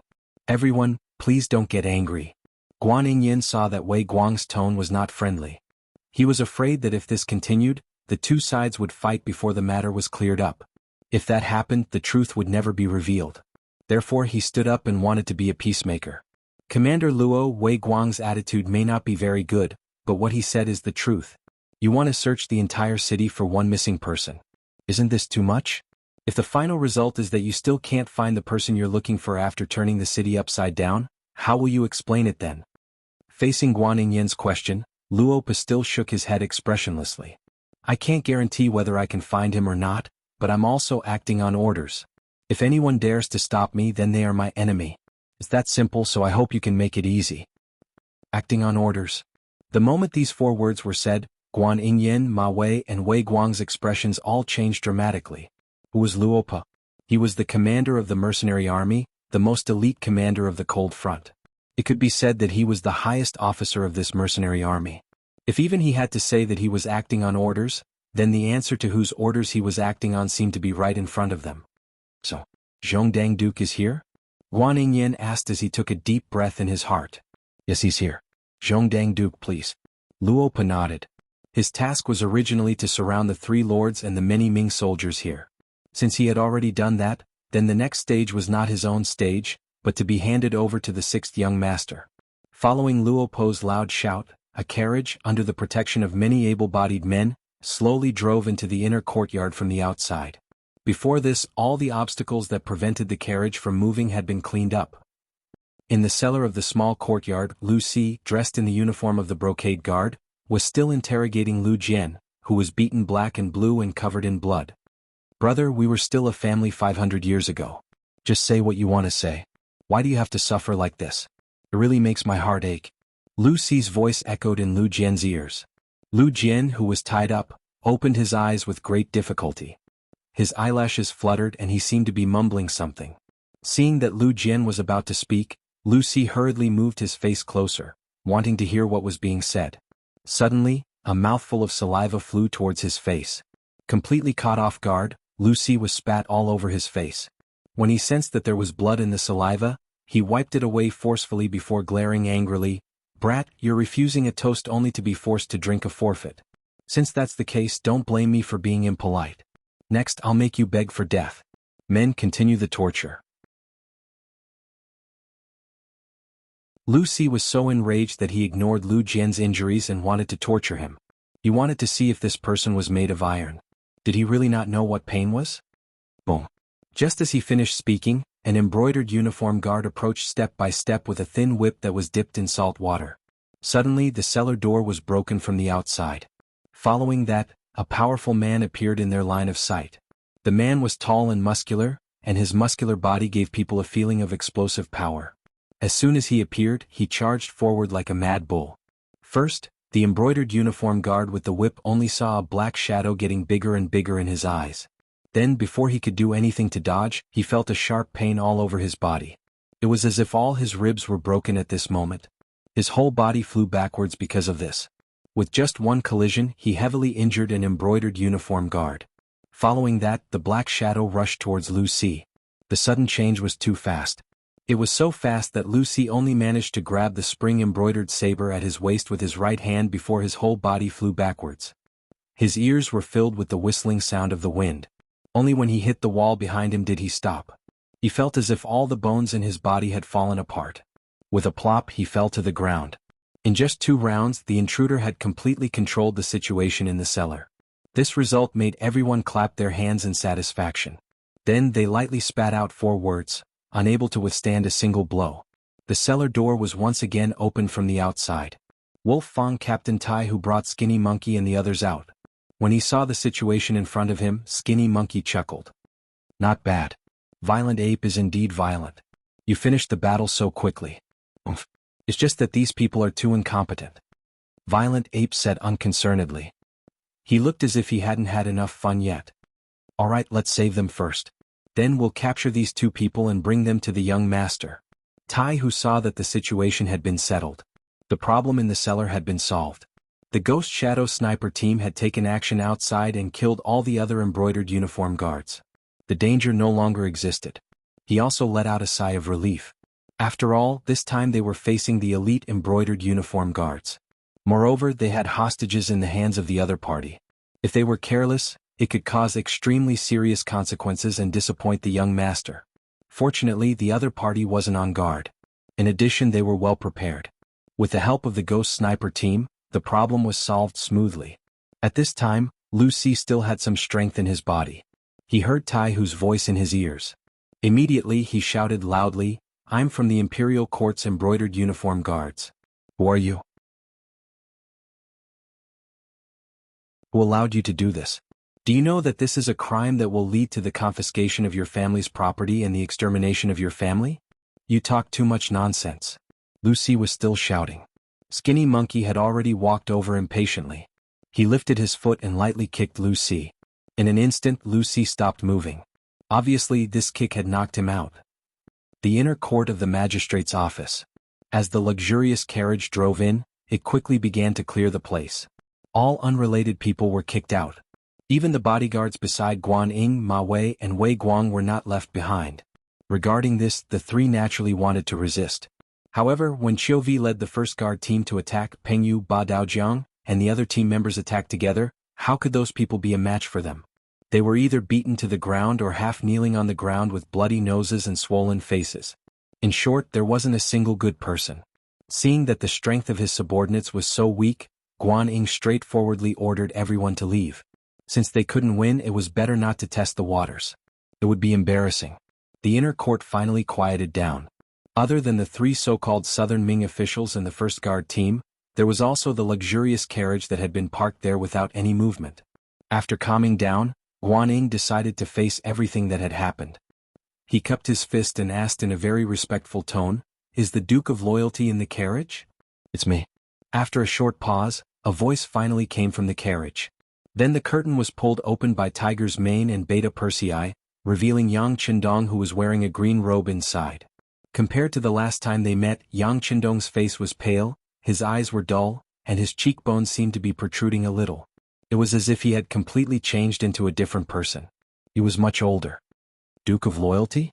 What's going on? Why are you so sick?" Seeing Yang Qindong's appearance, Guan Ying was really shocked. He asked in disbelief. I was careless. I was poisoned a while ago. Fortunately, God blessed me. The mercenaries sent me a divine pill to detoxify the poison. That was how I managed to save my life." Yang Qindong's face was pale as he forced a smile. But what followed was a series of rapid coughs. It gave people the feeling that he had tuberculosis and would die from coughing at any time. Yang Qindong's appearance naturally shocked Guan Ying and Ma Wei. At first, they thought that he was looking for an excuse to not meet them because he was sick. But after a long time, they couldn't help but have all kinds of guesses. But in the end, they didn't expect his condition to be so serious. It looked as if he would die at any time. On the other hand, Wei Guang's expression didn't change. On the contrary, he was secretly delighted.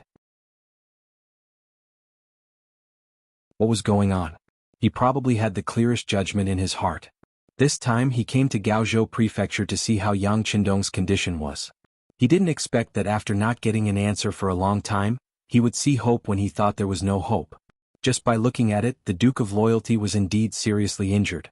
It was the result of Su Moner's attack. But what Wei Guang didn't expect was that if she attacked, he should be dead. How could he still be alive? Could it be that it was like what was said just now, that it was a divine antidote sent by the mercenaries? If that was the case, how many good things did the mercenaries have that they didn't take out? While Wei Guang was still pondering over the crux of the matter, Yang Qindong had already opened his mouth once again. "Sirs, this time the mercenaries had no choice but to act. As you all know, the mercenaries are very protective of their people. Anyone who dares to provoke them will not have a good ending. Now that a person has gone missing and I heard that it's an officer, it's reasonable that they would be angry. How about this? I will be the middleman and give everyone a chance. If anyone is the one who captured him, stand up and ask for forgiveness now. I can even consider interceding for him. Maybe he can still live. This way everyone won't be affected. How about it?" As if he forced himself to say these words, Yang Qindong sat in the carriage and panted heavily. Tiger's Mane, who was waiting on him at the side, was anxious. Just a moment ago the young master was still talking and laughing with them. How long had it been? How could his illness be so serious? This didn't seem like an act. How could an act be so realistic?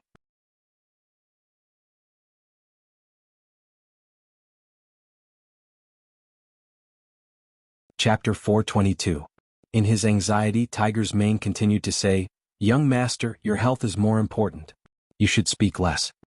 Cough, young master, I don't want to come out sick, but the bigger picture is more important. I really don't want to see any conflict between the mercenary army and the great Ming dynasty. Yang Qindong struggled to say these words, and then he coughed heavily. Okay, young master, we understand. We understand. They also heard it. Tiger's mane nodded repeatedly, then suddenly turned around and looked at Guanyin, Ma Wei and Wei Guang. He said, you all heard it clearly? The Duke said that whoever did it should stand up. Don't implicate others and don't hurt the relationship between the mercenary army and the great Ming dynasty. Tiger's mane's words made Guanyin and the other two look at each other. At least Guanyin and Ma Wei didn't want to have any conflicts with the mercenary army, especially when the King of Min's faction was so rampant and crazily expanding. This elite army might be of great use. However, they really didn't know where the missing mercenary soldiers went. Duke of Loyalty and Courage, forgive me for speaking bluntly, but we really don't know where the mercenary soldiers went. How do you want us to hand them over? Is there a misunderstanding? Guanyin said in a weak tone. That's right. Is there some misunderstanding? Ma Wei chimed in with an innocent look. I think this must be a misunderstanding. You guys are just trying to frame someone. Duke of Loyalty and Courage, we respect your contributions to the Southern Ming dynasty, but you can't ignore us because of this. Let me tell you, this is disrespectful to the Southern Ming dynasty. Wei Guang opened his mouth and his tone was interrogative. His overbearing attitude was full of arrogance. Bang. Wei Guang, who was speaking, suddenly tilted his body, and then he half knelt on the ground. Then he clenched his teeth in pain and cold sweat poured down. A gunshot was fired. The one who fired the shot was naturally Yang Qindong. He didn't seem to like the noise, or maybe he was angry that the other party called him Duke of Loyalty and Courage instead of Duke of Loyalty and Courage. In short, he had fired the gun. When the gunshot rang out, Guanyin and Ma Wei were shocked. Then they saw that the one who was shot was Wei Guang, and a stream of dark red blood was flowing out from his trousers. Their faces immediately changed. Loyal Duke? What are you doing? Dare I ask, what did Wei Chan do to make you want to kill him? It was Ma Wei who asked. Then Guanyin also expressed his stance. Duke Zhongdan, no matter what it is, we can sit down and have a good talk. If you do this, I really can't explain it to the higher-ups. You've caused trouble. Guanyin and Ma Wei had such an attitude because of Wei Guang's noble status. They were members of the embroidered uniform guards, and even they had to be courteous to them. Secondly, he was also considered an official of the imperial court. If he attacked an official for no reason and did it in public, he would definitely be held accountable. Yang Qindong was no longer an imperial envoy. He no longer had the power to control the southern Ming officials at any time. Got into trouble? Yes, I did get into trouble, but it's not me, it's him. Yang Qindong's voice rang out again. Tiger's Mane, have they arrived? Bring them up. Yes, Tiger's Mane replied. He turned around and saw Chiu Vi lightly nodding. Good, bring them up. Yang Qindong's calmness and Tiger's Mane's unhurried manner fell into the eyes of Guanyin, Ma Wei, and the kneeling Wei Guang, causing them to have a look of confusion. Only Ma Wei's heart involuntarily skipped a beat. Then he shook his head forcefully. It was impossible. The place where Lu Jian was imprisoned was very hidden. It was impossible to find him so quickly. Besides, he had already instructed Lu Si to silence him if things went wrong. What was there to be afraid of? It must be something else. Yes, it must be. Comforting himself, Wei Guang's expression became much calmer. When he raised his head again, he had already recovered his initial calmness. However, all of this calmness instantly crumbled when he saw the people being escorted in. Lu Si, who was wearing a turquoise brocade robe, was escorted out. At the same time, a few brocade guard brothers who had stayed behind to guard the courtyard were also escorted out. Wei Guang could even name these people. As soon as they appeared, he felt as if his head had been blown off. The person who was brought over was indeed Lu Si. Originally, his head had been lowered, thinking that he was definitely going to die. However, when he raised his head and saw Wei Guang, who was wearing a large red python robe, a flying fish robe, a black gauze hat, a belt around his waist and an embroidered spring saber at his waist, his originally dim and lifeless eyes instantly lit up. Boss, save me, save me. They saved Lu Jian and killed a few of our brothers. Lu Si's shouts continued, but at this time, everyone's gaze naturally fell on Wei Guang. Even Guanyin and Ma Wei, who did not know what had happened before, understood at this moment what had happened. They also finally knew that someone had kidnapped the mercenary soldiers, and the mastermind behind this was Wei Guang. The soldiers were kidnapped. No wonder the mercenaries were so angry and mobilized so many people. At this moment, Guan Ying and Ma Wei seemed to understand the mercenaries' actions. However, their understanding was one thing, and they would definitely not express any opinions on this matter. The brocade guard was one of the most trusted subordinates of the emperor. How could others meddle with it? Even if they did something wrong, there would definitely be someone from above to vouch for them. It was not something that military officials of their level could interfere. Since they could not interfere, they could only stand aside and watch the show. From a certain point of view, Guan Ying and Ma Wei were even happy to see Wei Guang suffer. Shut up. Hearing that Lu Si's shouts had no intention of stopping, Wei Guang endured the gunshot wound on his leg and yelled loudly. Then he looked at Yang Qindong in the luxurious carriage and said with a strong appearance, "That's right, we captured him. It was only because he violated the laws of the Ming Dynasty that we had to capture him. But you guys, why did you dare to kill the brothers of the brocade guard? Do you know how big of a crime this is?" Bang. Just as Wei Guang wanted to gain the upper hand by a show of strength and wanted to question Yang Qindong, another gunshot rang out. The unprepared Wei Guang's left leg was also shot. He was originally half kneeling, but now he was completely kneeling on both knees and became shorter. How bold, capturing a mercenary soldier for no reason and still daring to argue with reason. You really deserve to be killed. Yang Qindong's face turned ashen. Perhaps it was because his body was too weak or because he was really angry, but his face gave people a terrifying feeling. When Yang Qindong said that he deserved to be killed, Tiger's Mane nodded his head and nodded towards Ba Daojiang and Peng Yu of the first guard team. The two of them strode to the kneeling Wei Guang and lifted him into the air with one arm each. "What are you doing? What are you doing?" "I am the commander of the brocade guard, Qian Shi. I was personally appointed by the emperor. I am an official of the imperial court. You have no right to do anything to me, no." As if he felt something, Wei Guang struggled and shouted loudly, explaining the severity of the situation. "Deal with them one by one from small to large." Cough. Yang Qindong didn't pay attention to the shouting Wei Guang, but after saying this to Hu Mang, he leaned back, gasping, and his chest was constantly undulating at this moment. "Young master, you need to take care of your body." Hu Mang blurted out this sentence unconsciously. It seemed that Yang Qindong's acting was too good, and he was speaking from his own feelings. However, Guan Ying and Ma Wei, who were about to plead for leniency, shut their mouths when they heard this. Yang Qindong was sick like this. Logically speaking, he should be recuperating, but he still walked out. This showed how important this matter was. Wei Guang brought this upon himself. If they pleaded now, it would seem that this matter had something to do with them. But who knew if the angry Yang Qindong would take care of them as well? Since it was none of his business, he could just let it go. If there were any benefits to be gained from telling him, he could still take the risk and give it a try. But the people of the embroidered uniform guards had always been ungrateful. Even if they spoke up for him now, when they committed a crime in the future, they would not be lenient. If that was the case, why take the risk? No one spoke up for Wei Guang and the others. Tiger's Mane was naturally more straightforward when it came to doing things. First, he and Beta Persei each took a machete. Then, they came in front of the ordinary embroidered uniform guards who were brought here.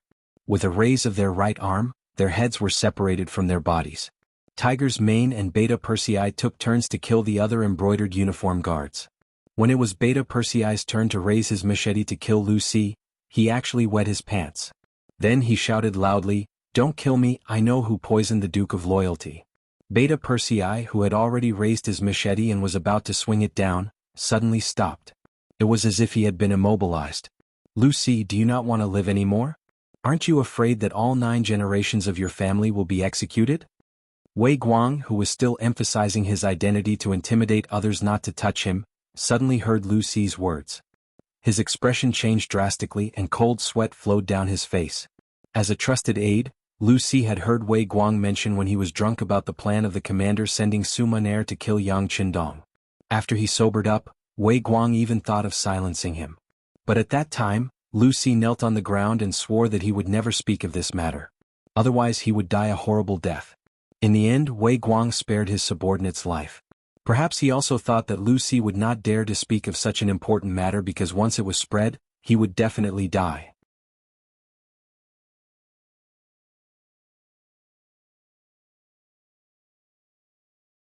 Chapter 423. But who would have thought that he would finally say it in front of so many people? The consequences would be unimaginable.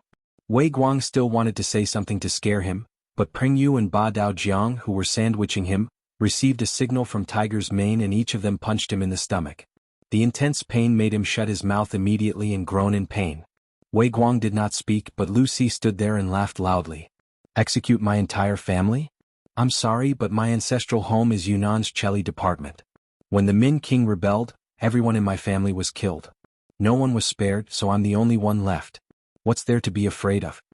Lu Si seemed to be venting something. After shouting, he suddenly turned to look at the side of the carriage and fell to his knees.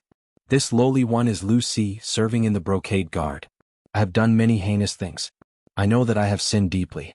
However, the heavens are virtuous. I want to turn over a new leaf and start anew. I hope that the Duke of Loyalty can give this lowly one a chance. The heavens are indeed benevolent. Tell me everything you know. As long as it's true, I'll let you live. I'll even give you enough money to live the rest of your life. But remember, don't try to bite me.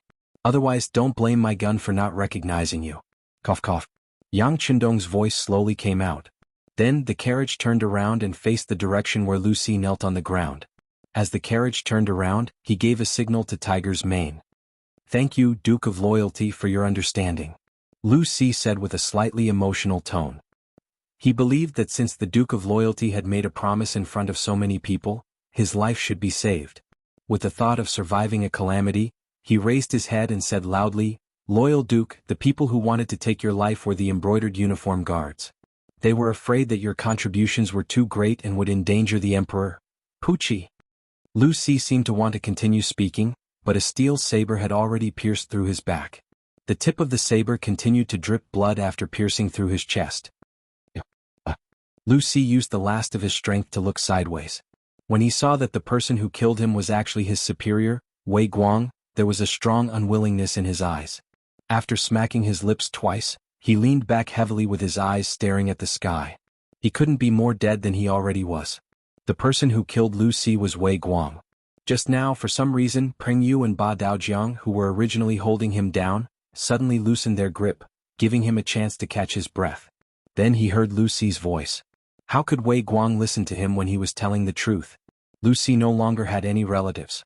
Naturally, he was not afraid of being executed. However, his family members were all in Nanjing. If something really happened to them and he died, what about his family members? For his family, Wei Guang, who forced himself to take a breath, suddenly flew up and used the last trace of internal qi in his body to stab Lu Si, who was telling the truth, through his heart. Lu Si was finally dead. Although before he died he said that it was the genie guards who killed Yang Qindong. Fortunately, he didn't say the real mastermind behind the scenes. Everything was delayed. Wei Guang let out a long sigh of relief in his heart. When he raised his head to look at Yang Qindong, his voice was fierce and resolute as he said, That's right, I did it. I arranged for someone to poison you. I just didn't expect your life to be so tough that you still didn't die. But it doesn't matter. It seems that you only have half of your life left. Haha, you will spend the rest of your life in pain. In this way my goal has been achieved. I have achieved it. After saying this, Wei Guang, who was laughing, suddenly put the spring embroidery saber across his neck, as if he was going to die. Hurry up and take the saber. Yang Qindong shouted anxiously. But in the end it was still too late. Without waiting for the others to do anything, the saber had already slit its owner's neck. Then blood splattered. Wei Guang fell to the ground with a plop, without a trace of life or breath. Wei Guang had committed suicide. This scene made Guan Ying and Ma Wei's hearts jump. The change in front of their eyes was so fast that it was completely out of their expectations. However, they quickly calmed down and thought through everything. For Guan Ying, he even had a draft in his mind on how he was going to report today's matter to the court. It was nothing more than Wei Guang, who was jealous of the Duke of Loyalty's contributions, sending people to poison him. Then, seeing that he didn't die, he sent people to capture the mercenary soldiers, wanting to know how deeply the Duke of Loyalty had been poisoned. However, everything was discovered by the Duke of Loyalty. Then he committed suicide in front of everyone. Regardless of what Guan Ying and Ma Wei thought, after seeing Wei Guang commit suicide, the resentment in Yang Qindong's heart could be considered to have been vented a little.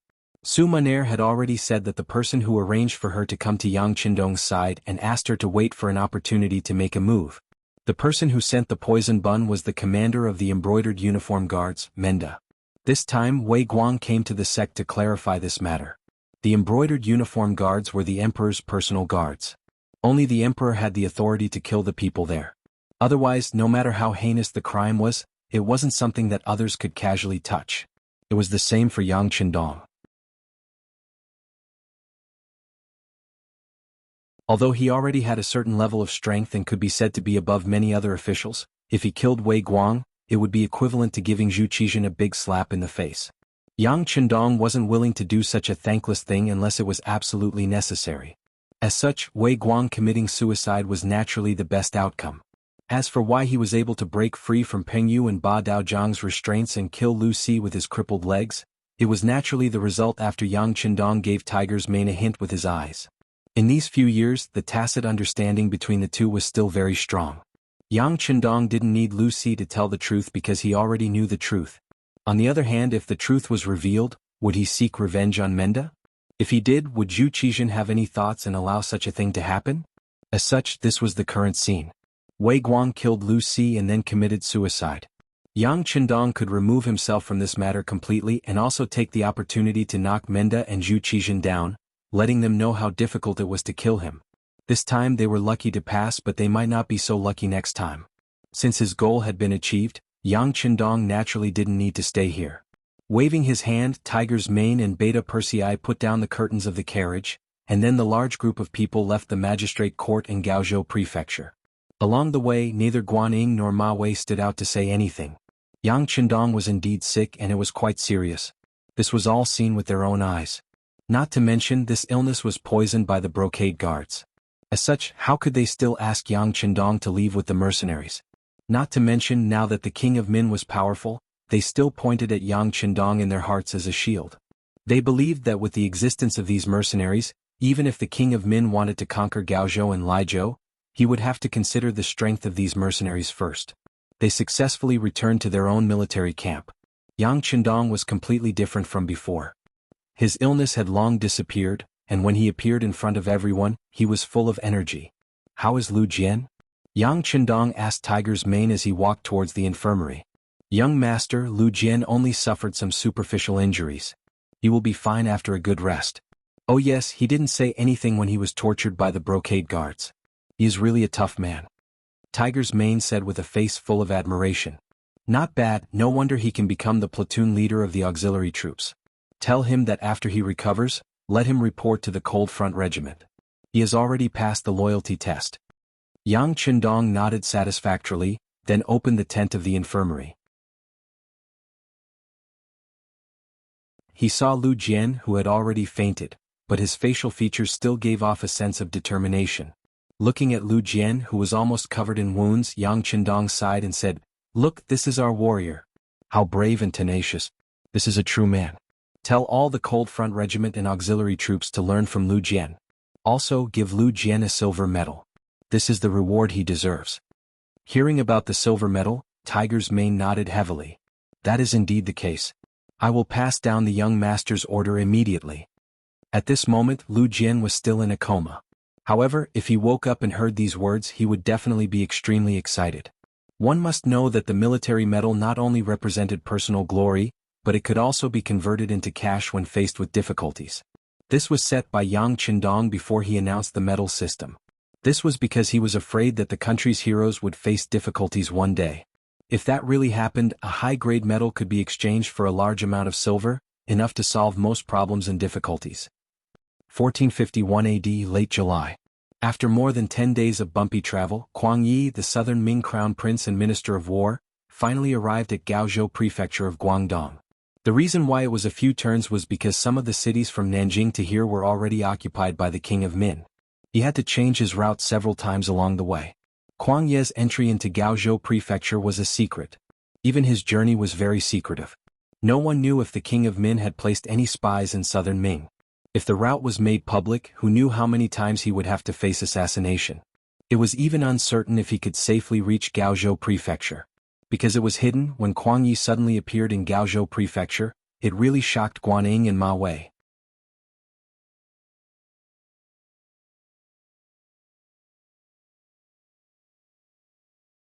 Chapter 424. The journey was too long and the journey was not peaceful. The news that Kuang Yi had regained his power and was promoted half a rank hadn't reached here yet. So when he saw Kuang Yi appear, Guan Ying's face was full of shock. His first feeling was that his teacher had been kicked out of the capital by Ying Zong. "Greetings, Lord Kuang." Ma Wei also broke out in a cold sweat. He also didn't know what had happened to this old minister recently. However, since he was here, he still had to be respectful. After leaving here, he would immediately send someone to the capital to find out more about Kuang Yi. Kuang Yi's eyes fell on the two's expressions. This old man who was over 60 years old was extremely wise and far-sighted. With a single glance, he saw through the two's thoughts. Chuckling, he said, "Generals, there is no need to be surprised. This old man came to Gaozhou Prefecture under the Emperor's orders." "All right." "The Emperor empathized with my loyalty and bravery and specially conferred me the title of Grand Tutor to the Crown Prince." Guanyin Ma became excited when he heard the Crown Prince's words. He clasped his hands and said, "Congratulations, teacher." "Congratulations, Lord Kuang." Ma Wei also quickly changed the way he addressed Kuang Yi. He no longer called him Lord Kuang like before but Minister Kuang. "Congratulations to you too." Kuang Yi's wrinkled face smiled. He had seen Ma Wei's performance just now. His attitude towards these people was only perfunctory. Firstly, this was not a direct descendant that he had nurtured, and secondly, the other party was the commander of the Guangdong Guards, a martial official of the 3 ranks. If he was too close to the other party, once this news reached the court and reached the emperor's ears, who knew what kind of adverse effects it would bring? Maintaining a certain distance and only maintaining the relationship of a superior and subordinate was how an evergreen official should behave.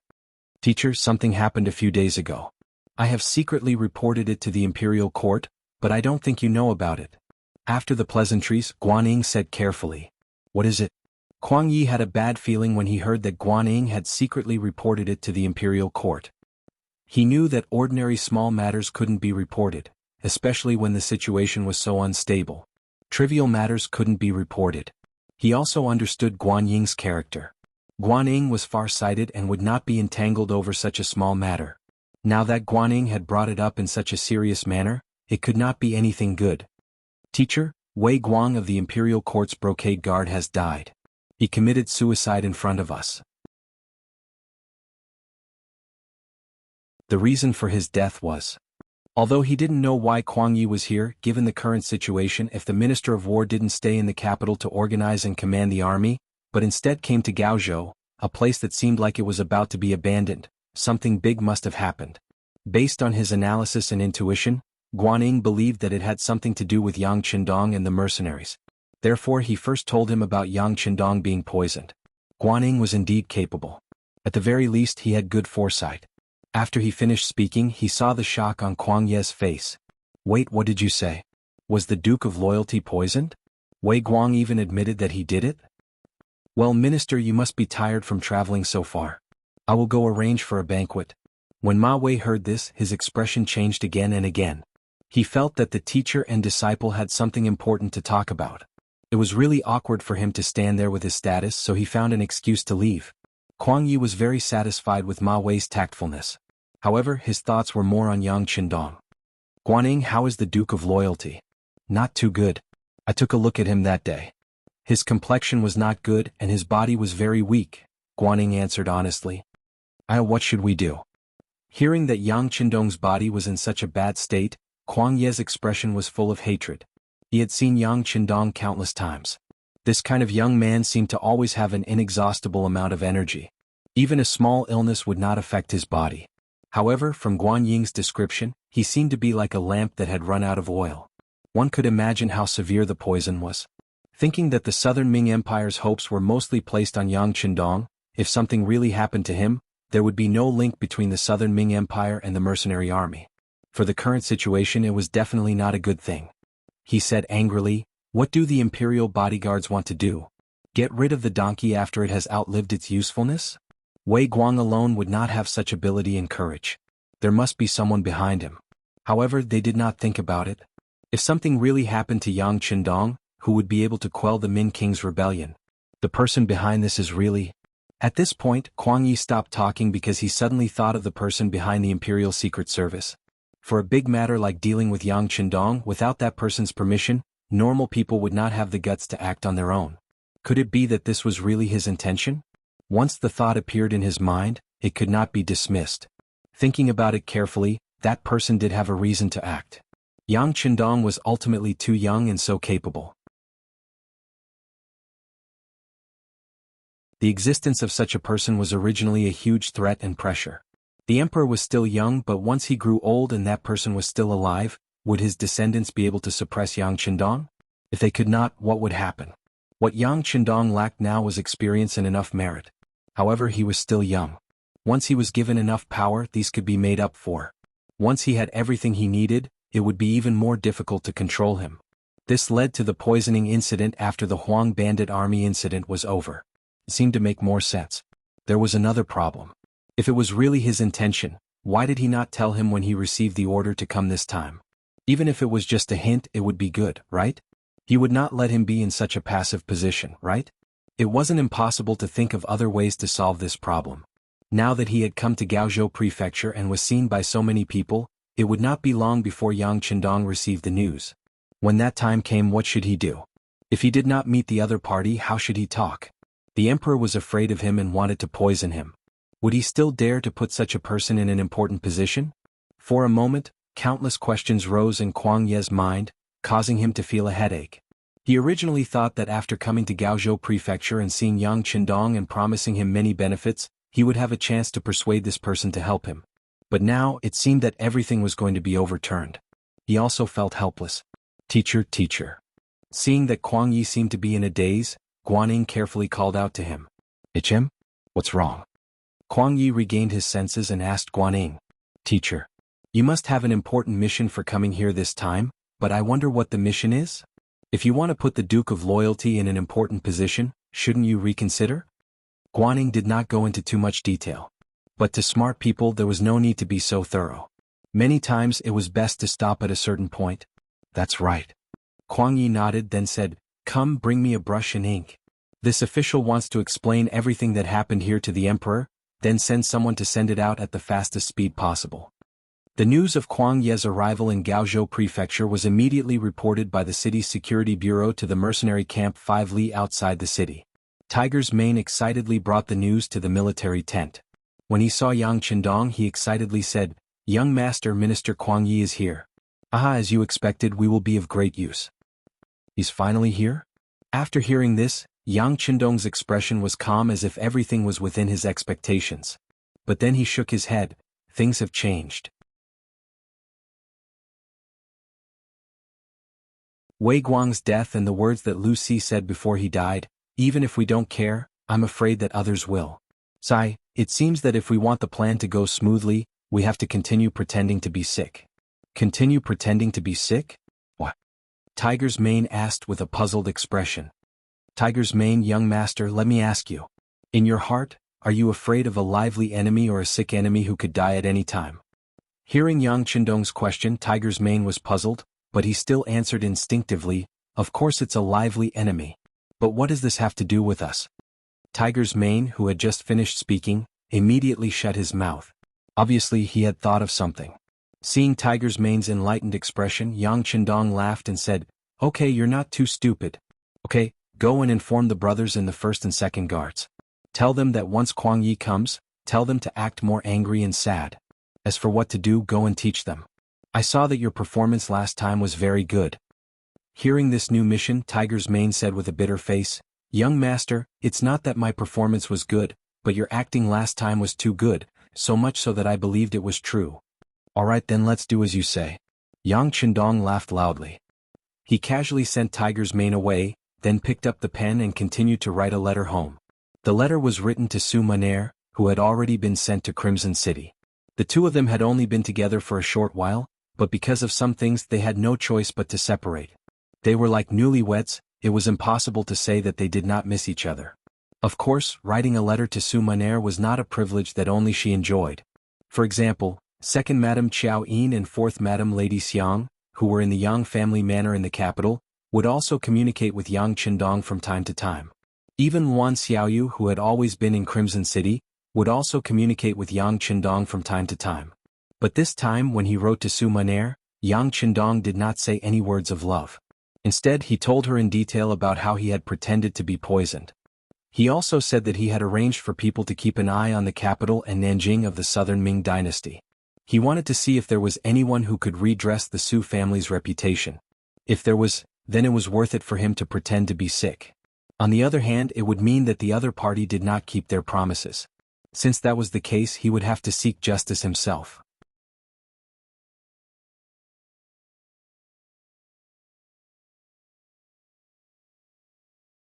Chapter 425. Early the next morning, an unexpected guest arrived at the mercenaries' camp. Guan Ying and Ma Wei were standing behind the old man.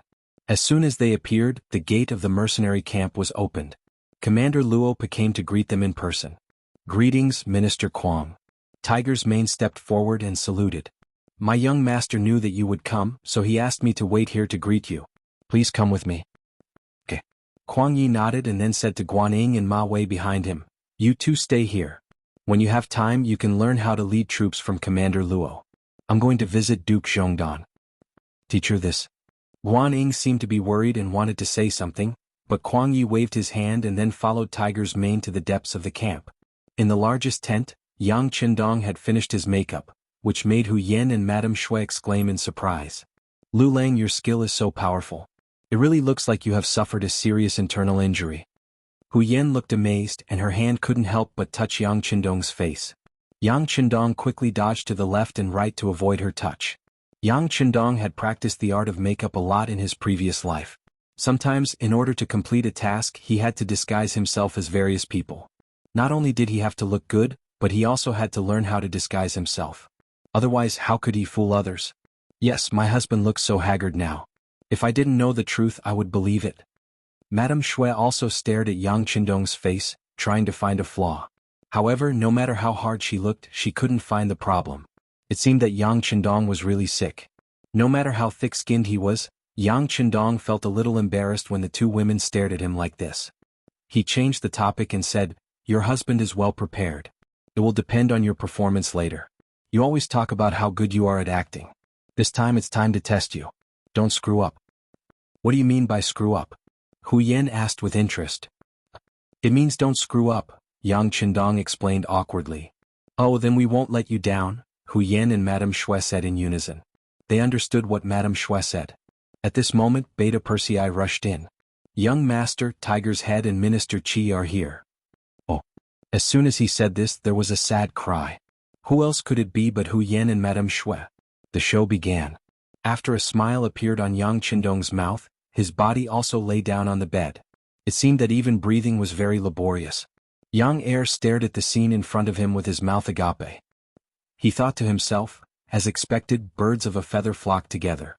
Look, this family is full of acting experts. I still have to learn from them. But I don't know if I can learn a thing or two from them in this life. Outside the tent, Hu Meng finally led Kuang Yi into the tent, and what he saw was this very sad scene. There were cries and sighs, and there was even blood in the spittoon beside the bed. It seemed that Yang Qindong had just vomited blood not long ago. "I, a loyal and courageous duke, how did you become like this?" Even though he was mentally prepared, he had heard Guan Ying explain Yang Qindong's condition in detail yesterday. But this morning he still came to take a look because he was worried. Originally he came with doubts, but the moment he entered the tent, the situation changed completely. He even felt sad for some reason. He could not help but think that some people were too much. This was a hero of the southern Ming Empire. How could they treat him like this? Beta Persei lowered his head and said nothing. He moved a chair to the side of the bed as if to let Kuang Yi sit down. But the sound of the chair slamming on the ground showed his attitude towards Kuang Yi. He was extremely unwelcome. "Beta Persei, don't be rude." Yang Qindong, who was on the bed, opened his eyes with great effort and scolded softly. Then he forced a smile and said to Kuang Yi, "Minister Qi is here. Hurry. Take a seat. You can leave too." Cough, cough, cough. With the help of Hu Yen and Lady Shui, Yang Qindong got up with great effort and sat down with his back against a large futon. Then Hu Yen and the others tactfully left. Beta Persei did not want to leave, but Yang Qindong said, "You can leave. Minister Qi is a good person. He won't harm me." Beta Persei reluctantly left the tent. Kuang Ye's face turned red when he heard that he wouldn't harm him. Of course he knew what Yang Qindong meant. Kuang Yi felt sad when he thought about how the originally handsome and lively young man had been plotted against and ended up like this. He thought about how he had been wronged when he was ordered to stay at home to recuperate. The words "heaven's might is unpredictable" involuntarily entered Kuang Ye's heart. Although he felt indignant in Kuang Ye's heart, the emperor was the emperor. He could not let anyone question him, not even himself. After suppressing the complicated emotions in his heart, he looked at Yang Qindong with a face full of concern. Duke Zhongdan, regarding the matter of Wei Guang's poisoning, I have already written an urgent letter to the capital. I will definitely give you an explanation. Forget it. He's already dead. Besides, Minister Kuang, do you really think he has the guts to do all this? Yang Qindong's question hit the nail on the head, leaving Kuang Yi speechless. If he said no, it would be the same as criticizing the emperor. If he said yes, it would be an insult to his and Yang Qindong's intelligence. This was a question that couldn't be answered and couldn't be answered. Kuang Yi sighed and did not dwell on this question. Instead, he spoke in a comforting tone for Yang Qindong. Duke Zhongdan, you have been wronged recently. I also heard that some people are still calling you Duke of Loyalty and Courage. I was angry about this and gave the order. Although your title of Duke of Loyalty and Courage was given by King Yu, since we have recognized him as the Dai Zong, his title is naturally reasonable. If anyone dares to call him that in the future, you can punish them. Kuang Yi was trying to comfort Yang Qindong by saying that he was on Yang Qindong's side. However, he was only on Yang Qindong's side psychologically. Many people would often say, "You are a good person and I support you spiritually." However, Yang Qindong did not need such a good person card. Politics was not a game. It was not a matter of good for you, good for me, good for everyone. In order to achieve their own ideals, those who opposed could become mortal enemies. It was common to even fight with swords. Just because you're a good person, how can you lower your head and accept everything when you've been wronged? Therefore, after listening to Kuang Ye's words, Yang Qindong quickly counterattacked. Sai, it's just a title of duke. It's not like Prince Shiping was given the title of prince. There's no need to be so calculative. A cold breath came from the bottom of his heart and went straight to his head. Kuang Yi widened his eyes and looked at Yang Qindong in disbelief. There was hesitation and doubt in his eyes, but more than that, there was fear and horror. This young man actually wanted the title of prince and envied Prince Mubin of Shiping. However, did he not know that since the establishment of the Great Ming Dynasty, Mubin was the only prince with a different surname who was still alive? There was only one prince after so many years. Yang Qindong actually wanted to be one of them. His courage and desire were beyond the reach of ordinary people. It was no wonder that the emperor was wary of him. For such an ambitious person, even if Kuang Yi was in the emperor's position, he would also be wary of him. He might even do something regardless of the consequences. Kuang Yi was stunned. In Yang Qindong's eyes, he forced a smile on his pale face. Minister Kuang, it's just a joke. You don't believe it, do you? Haha, how could that be? This old man was just amazed by the courage of the Duke of Loyalty and Courage. Kuang Yi chuckled perfunctorily. However, in his heart he thought, who would believe that you are joking? How can some things be taken as a joke? In just a few words, Yang Qindong had already stated his expectations. This also made Kuang Yi realize that after using him last time, he threw him to the side and even sent someone to poison him. He was afraid that he had already hurt his feelings. If he wanted to use him to send troops, he would have to pay a heavy price. The position of prince was one of the requirements. Even though he had expected Yang Qindong to demand an exorbitant price when he invited him again, he did not expect such an outrageous request. At this moment, even Kuang Yi wanted to retreat. Today's trip was to see the condition of Yang Qindong's body. If possible, he wanted to test whether he could continue to lead the mercenaries to work for the Great Ming Dynasty. He originally thought that it would be difficult to achieve the second requirement. After all, it was a bit comical to talk about sending troops in front of a sick person. However, Yang Qindong's initiative allowed these two requirements to be met. It was just that the results were not very satisfactory. As if he knew that Kuang Ye's probing had achieved its goal, or perhaps Yang Qindong's body was really not good and he had reached his body's limit for receiving guests for so long. At this moment he began to cough again and could not stop. This caused Hu Yen and the others who were waiting outside the tent to quickly rush in.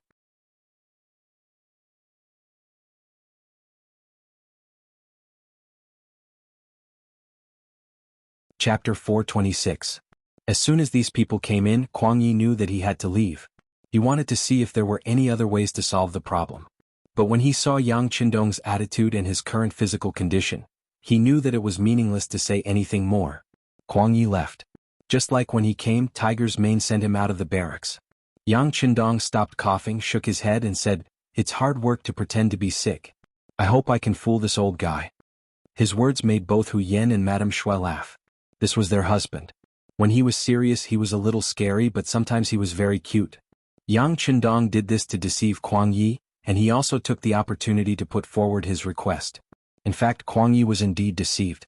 Yang Qindong's makeup skills were too good, or it could be said that the things in the warehouse were too good, so good that they could not be found in this era. That was why he could deceive everyone. "Teacher, how is Duke Zhongdan's condition?" On the way back to the city, Guaning asked in a low voice. When he saw Kuang Ye's gloomy face after leaving the barracks, he felt a little nervous. After all, a while ago he was not respectful to Yang Qindong, and even wanted to trick him. What he did was likely to ruin his teacher's plan, and he was a little worried about it. "He's really sick," Kuang Yi answered in a low voice, and the image of Yang Qindong's terminally ill flashed in his mind. "Then, I wonder if I can still lead troops into battle?" Guaning continued to ask in a low voice. This was the main point he was concerned about. He had already received the news that King of Min's faction had begun to deploy troops and generals while stabilizing the current results. They were preparing to expand the results of the war. As one of the occupied areas, Guangdong was obviously intolerable. That was to say, even if they did not take the initiative to attack, it would not be long before King Min took the initiative to deal with them. Lead the army to fight? Kuang Yi shook his head. Who knows? However, if you want him to fight, you have to agree to one of his conditions. You have to become a king like Shiping Wang Mu Bin. Kuang Yi whispered when he saw that no one else was around. What? Crown king? Guaning almost couldn't hold himself back and yelled out. However, he quickly shut his mouth. From his expression, it could be seen that he was frightened as well. Who was Mu Bin? He was the descendant of the Mu family, and had been loyal for generations. He was forced to be a king because he was going to pacify Yunnan this time. However, from the looks of it now, it did not seem to be of much use. This was because the commander-in-chief knew that the failure of Dong Xing, this stupid teammate, had prevented him from unleashing his full strength. But in any case, Mu Bin, who was crowned as a king, was like a nail nailed to the back of King of Min, so that they could not attack Nanjing with all their strength. From this point of view, the crowning as a king had some effect. Who was Yang Qindong? Although he was also the descendant of the Yang family, and was also a loyal family, he just saved the leader of the mercenaries by coincidence. He did not have any real power in his hands, so why should he be a king? Of course, it was a bit too much to say why. After all, Yang Qindong saved Ingzong's life, and defeated the Wala's invasion on behalf of Ingzong. Now, he had the merit of pacifying the chaos in Guangdong, which was also a great achievement. But because of this, he could not be a king casually. Everything was because he was too powerful. He was so powerful that it was a little scary. Unlike Mu Bin, whose influence was only in Yunnan, he was nothing outside of Yunnan. Because of Yang Qindong's power, once he was crowned as a king, it was hard to predict what the consequences would be. Thinking of this, Guaning did not dare to say anything. And these were also seen by Kuang Yi. He could not help but sigh in his heart. There were some people in the Great Ming Dynasty who were crowned as kings, such as Zhongshan Prince Suda, Kaiping Prince Chang Yuchen, Chiang Prince Li Wenzhong, Ningyi Prince Deng Yu, Dongou Prince Tang He, Chening Prince Muing, and now Shiping Prince Mu Bin. But except for the last one, the others were all crowned as kings after they died. Yang Qindong was a living person. When he thought of living people, he could not help but think of Yang Qindong's weak body. Kuang Yi thought in his heart that perhaps this person would not live for long. In this case, crowning him as a king did not seem to be an unrealistic idea. Kuang Yi's heart became hesitant at first. When he was sure that Yang Qindong was seriously ill, the idea of crowning him as a king was born. Of course, he also knew that such a big matter could not be decided by himself. He still needed to ask the emperor for instructions. And so, after sending out the urgent letter yesterday, another urgent letter was sent out after he returned to the study of the Gaozhou government. Ping in Beijing, Japan. The imperial city of Japan was also called the Imperial Palace of the Great Inner City. It represented the highest power in Japan, and was also the political, cultural, and economic center of the country. As the 102nd Emperor of Japan, Yen Ren was known as the Emperor of the Garden. This kind of name was very common in Japan. The people here were also very used to naming people after places such as the foot of the mountain, the mouth of the river, the bridge, and so on. The Emperor of Japan was originally the most noble existence in this country. In fact, this was indeed the case to the outside world. Many orders were issued by the Emperor of the Garden and known to the people. But in reality, Yen was more of a puppet-like existence. At least in some matters, he had to look at other people's faces and listen to other people's opinions before he could make the final decision. As a descendant of the royal family, Yen naturally did not want to disgrace the name of the emperor. In private, he had been working hard to change the situation. This was why he sent his favorite daughter, Princess Junko, to the Great Ming Dynasty. At that time, the Great Ming Dynasty was very powerful to the outside world. At least, it was far from what Japan could compare to. They still had to look up to this big country in the east. After Princess Junko was sent out, some information came back through various channels. But most of it was about the princess's experience in the northern capital of the Great Ming Dynasty. The most mentioned person was a young man called Yang Qindong. The letter said that Yang Qindong was only in his early 20s, but he had already been conferred the title of duke and had a lot of influence in the Great Ming Dynasty.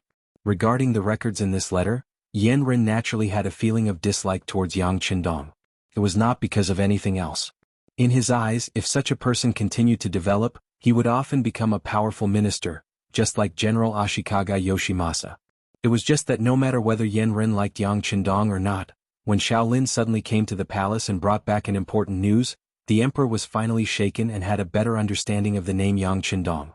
In a secret room deep in the palace, this place was not known to outsiders. Those who could come here were all very important people trusted by the emperor. Shaolin was able to appear here because of a piece of news he brought back, as well as the handwritten letter he took out from Princess Junko. When Junko left Japan, she and her father had agreed on some of the secret words in the letter. In other words, on the surface there was nothing wrong with some of the letters. But only the father and daughter could see the authenticity of the letter and whether it was written under coercion. The letter that Shaolin brought was naturally out of Junko's sincerity, and the contents of the letter were not fake. This was something that Emperor Yenren could see at a glance. It was precisely because this letter was real that Emperor Yenren was even more shocked. After carefully reading the letter 3 times, he said with a serious face, "Little Lin Kun, please tell me the truth about what you saw and heard." Shaolin nodded and then told him in detail how he met Yang Qindong for the first time with the princess, how he was chased and had to live in the Yang family village and everything he saw later. It took more than an hour for Shaolin to finish telling the story. Then he looked at Yen who should be respected the most in Japan, and said, "Your Majesty, this Duke of Zhongdan is the most powerful and capable young man I have ever seen. It seems that there is nothing he can't do and there seems to be nothing he can't solve." "Wait, you mean he's very powerful? How is he compared to the general?" Hearing this, Yen interrupted and asked. "He should be stronger than him. After all, when he was young, the general wasn't as powerful as he is now." Shaolin only hesitated for a moment before giving the answer quickly. Swish swish swish swish. Yen seemed to be very satisfied with such an answer and kept nodding his head. "Alright, tell me about the cannon." It was no wonder that he asked this question. A cannon was priced at 10 million taels of silver. Yen believed that his daughter, Junko, knew what this amount of money meant, but she still wrote it in the letter and suggested to buy one. It was no wonder that Yen valued it so much. This. In front of the emperor, Shaolin naturally didn't dare to hide anything. "Your Majesty, I have never seen the cannon when it was fired, but I have seen the terrible consequences after it was fired." Terrible consequences? Yes, it was like a barren land, as if the heavens were angry. Shaolin tried his best to describe the scene after he saw the cannon blast on Kurajing Street. However, Emperor Yenren's expression changed again and again when he heard these words. In his mind, he seemed to have sketched out a very shocking scene, and this scene was soon installed in the general's mansion. It was as if a cannon blast could kill Ashikaga Yoshimasa, and he would regain control of the highest authority in Japan. "I'll raise the money now and I'll leave the contact with the mercenaries to you. Don't let me down." Finally, Yenren made up his mind. Although 10 million taels of silver was a huge burden to him, in order to regain control of the country, he agreed without hesitation. "Hai!" Shaolin nodded excitedly. With such a heavy responsibility on his shoulders, he could imagine that once he succeeded, he would be put in an important position. By then, he might even stand at the top of Japan.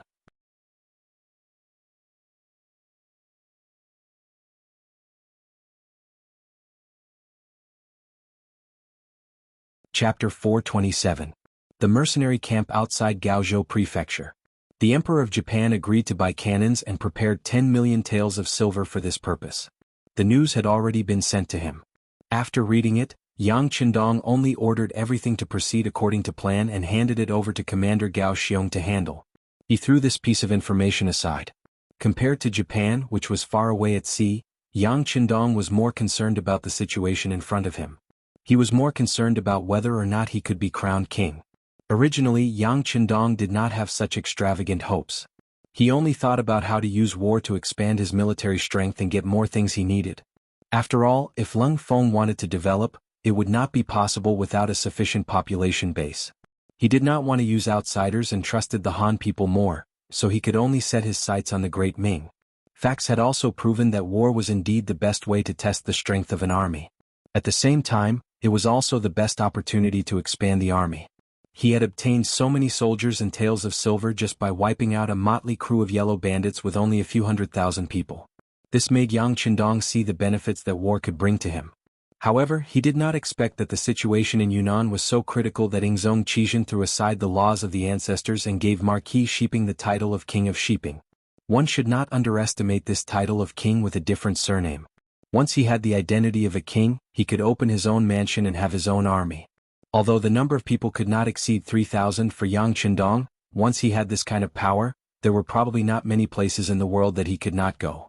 There were too many benefits to becoming a king, so it was not an example. This made Yang Qindong very excited. However, he also knew that even if Mu Bin could be crowned king with a different surname, it was only a special event in a special period. It was not hereditary, so it was destined that the title of King of Shiping was only effective on Mu Bin. Otherwise, his descendants would not be able to enjoy such treatment. Even Mu Bin had so many backup plans when he was crowned king. If he wanted to be crowned king, it would be even more difficult. Not to mention that Zhu Qizhen had always been afraid of him. In this regard, the two brothers, Zhu Qizhen and Zhu Qiyu, had the same attitude. However, with the example before him, no matter how difficult it was, Yang Qindong had to fight for it. To him, this was definitely an opportunity. In the words of the commoners, if they missed this opportunity, they might not be able to find it again. With this goal in mind, when Kuang Yi came to visit him, he mentioned that he was very envious of Kuang Yi being conferred the title of king. At the same time, he pretended to be seriously ill in order to increase the chances of this matter becoming a reality. Of course, if he really wanted Zhu Qizhen to relent, just doing this was not enough. In other words, the more complicated the situation on the battlefield was, the more danger the southern Ming Empire was in, and the higher the chances of success would be. Therefore, during these days, Yang Qindong had been paying attention to the movement of Prince of Min's faction. After waiting for days and nights, they finally made a move. The Miao people were the first to react. This time, the Prince of Min's faction was able to defeat the southern Ming army and progress at lightning speed. The Miao people's help was completely inseparable. It was because of the Miao family's courage to fight, kill, and charge that the southern Ming army was defeated and lost a large amount of territory and land in a very short period of time. At that time, there was no such thing as 56 ethnic groups being one family. As a minority, they were often limited from birth. Their birth meant that they would not have much success in their lives. Things like being high up in the imperial court, that was something that they did not even want to think about. As a result, each generation was worse than the previous generation. In addition to the bad living environment, the lives of the Miao people were getting worse day by day. It was not until Zhu Qizhen established the southern Ming dynasty in Nanjing that he increased taxes in order to achieve his goal of recuperating faster. This made the Miao people, who did not have a good life to begin with, live in an abyss of suffering under the heavy burden. Wherever there was oppression, there would be resistance. Just as the Miao family was suffering, the Prince of Min's messenger came and promised many benefits, which made some of the leaders of the Miao family tempted. After that, they started the war. When they left their hometown and went all the way to Guangdong, they finally knew what was called wealth. In comparison, it seemed that their previous lives were too poor. Under sudden wealth, it would often make a person dizzy and change their way of doing things. This was the case for the Miao army. They didn't have to spend much effort to take down a few cities. After grabbing a lot of good things, the greed in their hearts couldn't be suppressed. Gradually, they started to like the feeling of looting. The main force of the Prince of Min's faction was still digesting the cities in their hands and constantly recruiting soldiers to consolidate their strength. When the Jiaoji army was taking down cities, they did not forget to transfer good things and some people to their own country. Only the Miao army did not care about cities and did not think about conquering the world. They were more interested in the benefits in front of them. It could be said that they were short-sighted or unambitious. In short, they were the fiercest when it came to attacking cities. Often, after taking down a city, they would loot for a few days. Then, they would leave the city and move on to a new target, continuing the pace of attacking cities. As they looted and moved, it was the Miao family who had the least number of people that caused the most damage. In less than a month, they had destroyed more than a dozen cities and state capitals, and the number of people affected by the disaster had reached more than 1 million. The Miao army, which was divided into several groups, was like a swarm of locusts. Wherever they went, the crops would be destroyed and the people would be displaced. Supposedly, the south of the Great Ming Dynasty had not experienced any wars for many years. The people were still rich. If it were other armies that came here, it would not be difficult to raise military provisions. However, the bad thing was that the people who came were Miao people. Not only did they snatch food, money, and women, they also burned the things that they could not eat. It was as if they were venting their poor lives over the years. Such actions naturally caused the number of victims in Yunnan, Guangxi, and Guangdong provinces to increase. Later on, when many people found out about the Miao army's actions, they did not wait for the Miao army to attack and left their homes with their families. Although people were not willing to leave the hometown that they had lived in for a long time, compared to being able to live, more people chose to leave home. Only a portion of the elderly who were old and had bad legs chose to stay. They looked like they would die in their hometown even if they died. The disaster of the Miao army was not inferior to the disaster of the Great Ming Dynasty. This point was quickly reached and was publicly announced in the main hall of the Southern Ming Dynasty. Wang Zhuo and a few other senior officials also wrote to the emperor, requesting that the emperor send troops to deal with the Miao army to save the people from this disaster. Some of these people were sincerely loyal to the country, and some were because their ancestral homes were in the 3 provinces. Among them there were some officials who were unlucky. Their hometowns were occupied and their fields were occupied by the Miao army. In their anger, they naturally hoped that the emperor would send troops to encircle them and help them regain everything that they had lost. There were more and more memorials asking for troops, covering the entire dragon table. Zhu Qizhen's expression also became more and more ugly. How could he not want to send troops to deal with the rebellion? But first he had to have the strength to do so. The Great Ming Dynasty, especially the south, had not seen soldiers for a long time. From the results of Kuang Ye's previous inspection, after many years of recuperation, some of the Southern Ming Dynasty guards had some soldiers that could be used.